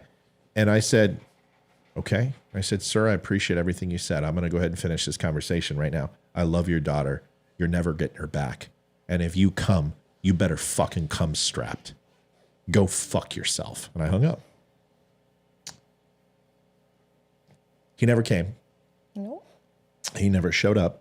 We ended up getting the car a few months later. Turns out that it was just one piece that he took out and just put it. It took him like 2 minutes to put it back in. Yep. All I had to do was pay the long distance phone bill. Yeah. And then we just came and got the car. But I guess it was only weekends and nights, and there were some daytime calls. So to let you know, her mother. So let's now. First of all, I need to say everything quickly and put a bow on this. I adore her parents. I love them both with all my heart. We have a very good relationship. Her mom, I love. She is like the mother I never had, and I love her dad. And we get along famously. That wasn't always the case. Her mother was a horrible human being for a long time. Mom didn't even come to our wedding. No, mom didn't come to our wedding. Mom hated me. My dad paid for the whole thing. All right, so let's do this right. Mother didn't talk to us for like 11 years. Talked to Olivia, hated me, just despised me. Even when we had amicable moments. And you know what? I understand completely. But she was pretty vile to me for a long time. And you know what? I can't blame her. Olivia and I went through our ups and downs and arguments. And of course, she would always go and tell her mom everything. And just, that doesn't help. But I don't know, about 10 years ago, maybe 12, she and I kind of had a real breakthrough. And I broke down and started crying when I had my first struggles with the medicine and stuff like that. And she was there for me. And it was right around 12 years ago because Hayden was about 9 months old. Yeah. And she was just incredible.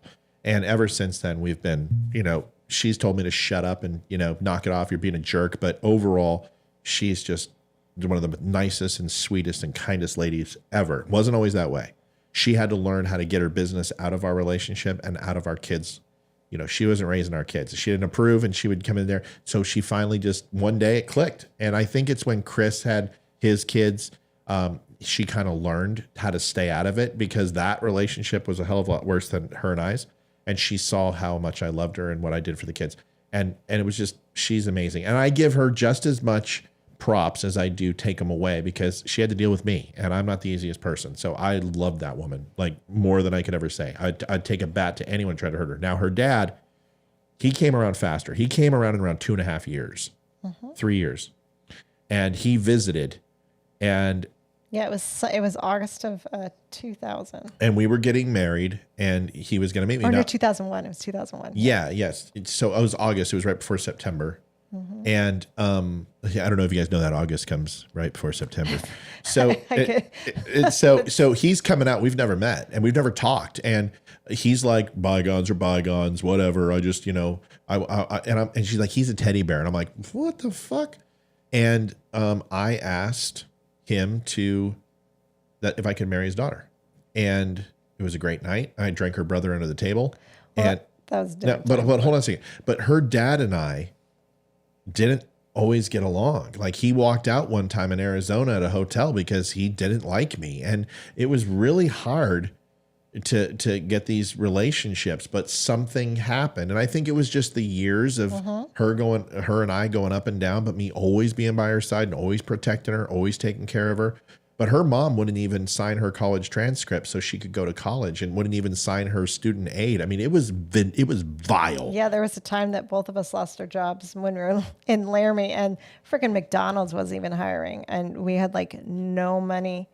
And I was too proud to call my mom, but Matt called my mom and asked and said, you know, just for her, I'm not going to do anything, but she needs to eat. And my mom goes, well, if she wants to eat, she can come back home. Yeah, it was bad.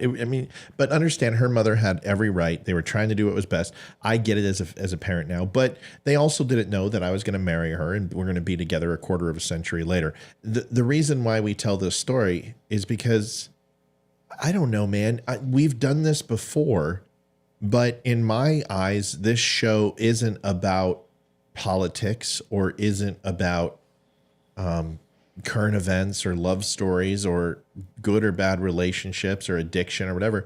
It's something that I think is some people can learn from, and they can take that story and maybe think about their romance that they had, or maybe they can rekindle a love that they haven't been able to find for a while, or reflect on a loved one that's passed, or maybe heal a relationship, because my wife and I are unequivocally in love. And we fight and we yell and we argue and we want to kill each other. But we also have that same fire for each other that we did when she clawed the shit out of me. And it's an awesome relationship. And We love passionately. We fight passionately. It's just the way it is. I'm honored to be with her. And I'm so happy she started doing this show with me, because she makes me a better person. So when Barbara made the comment, oh, well, Matt, you seem almost normal. Well, because I'm talking about things that were hard fought and were a drudgery and a trudge. And with that comes a high level of humility. Amy's like, tomorrow night, no viewers. We will all be stalking our exes.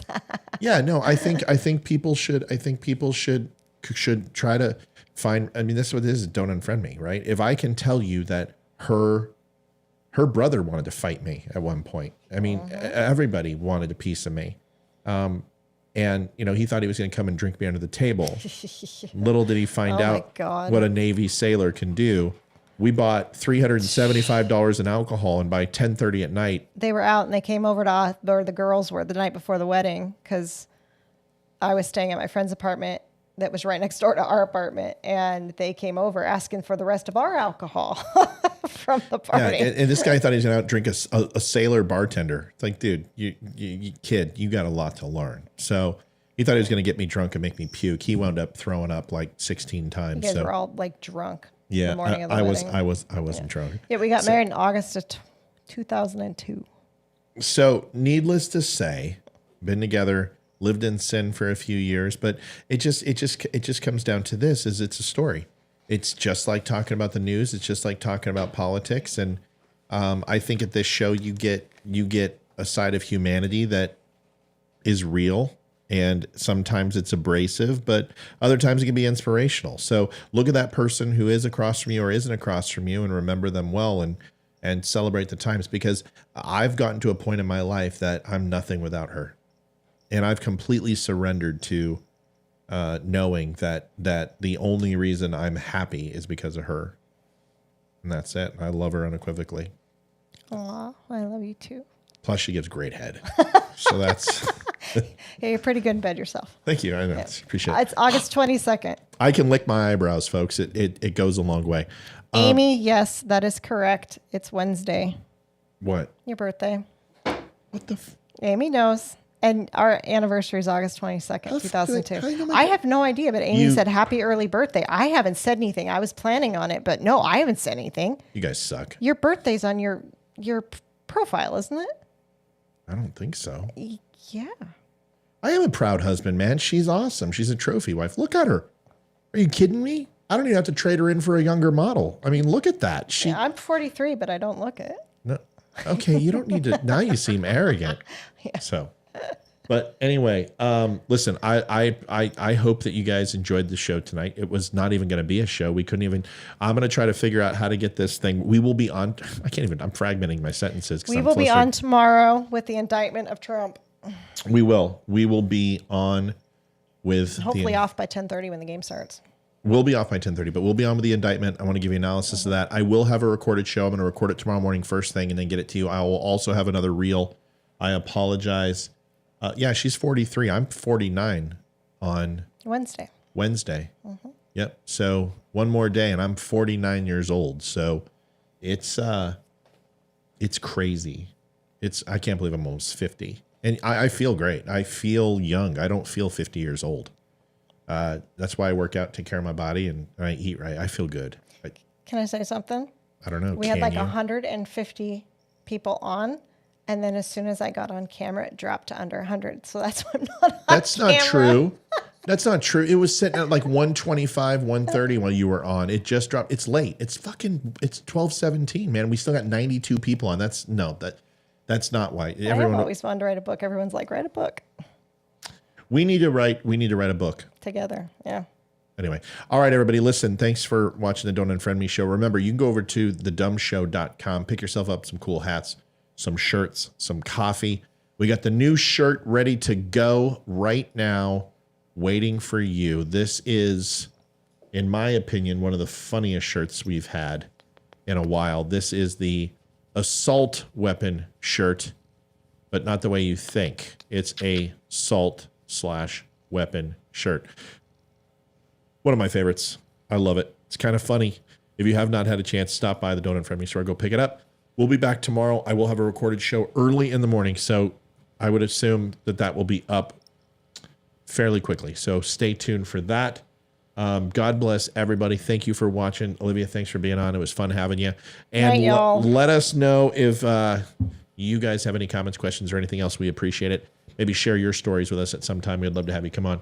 Good night, everybody. See you in the morning. And God bless. Thanks. I'm David Boreanaz with the cast of SEAL Team. And we have an important message for returning vets. We want you to know if you're struggling to cope, there's help and it's just a phone call away. The Veterans Crisis Line is staffed with experienced professionals who know your struggles. There's no greater sacrifice in service to our country. We're able to enjoy our freedoms because of it. Your service is important. You are important. For vets and their families, the Veterans Crisis Line is here to help 24 hours a day. Please call.